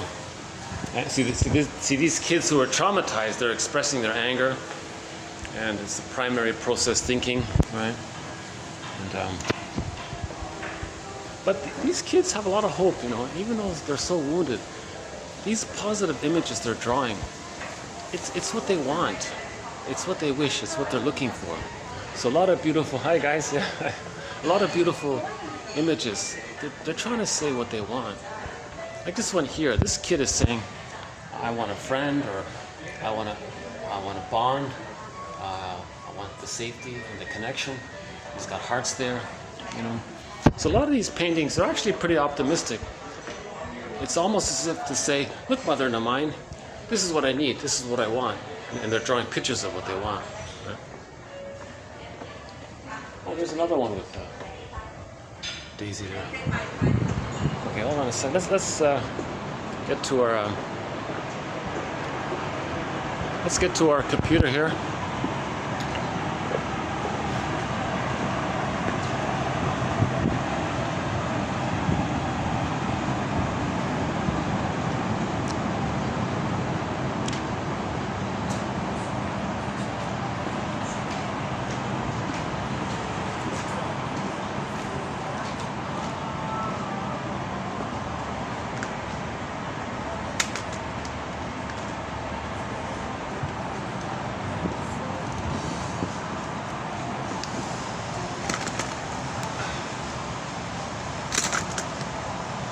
Okay, so we'll wrap this up with a song here, and hold on a sec.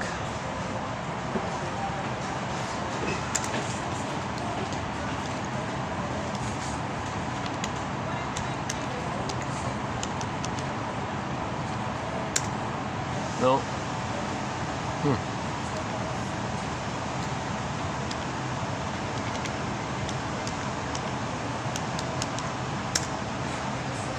Okay, well, there's Homo Bodoensis. Okay, let's find a summer song. Now this might be a summer song. Yeah, okay. This is a flute player from an indigenous. He's an indigenous flute player from Peru. His name is Sikani Purizaka. So we'll just play some little flute music here. Hopefully we can hear it.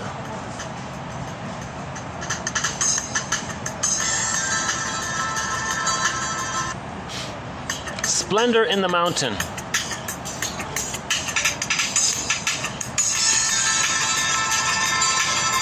To celebrate summer, splendor in the mountain.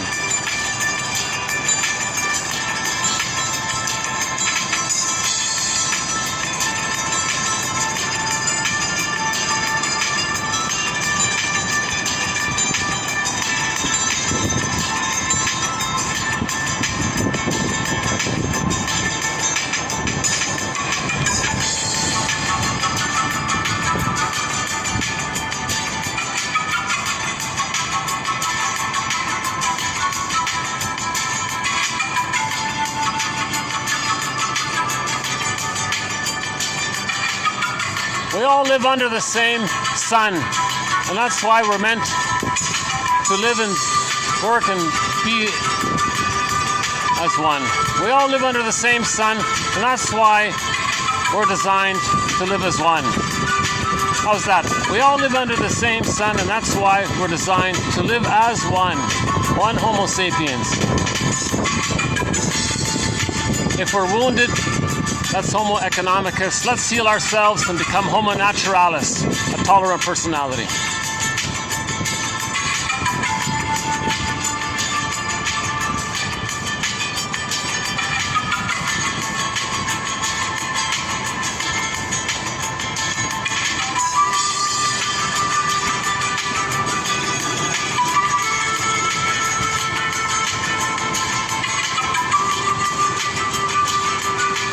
We could say there's a certain splendor in the skyline and the views from the rooftop, splendor in the architecture, splendor in the artwork all around.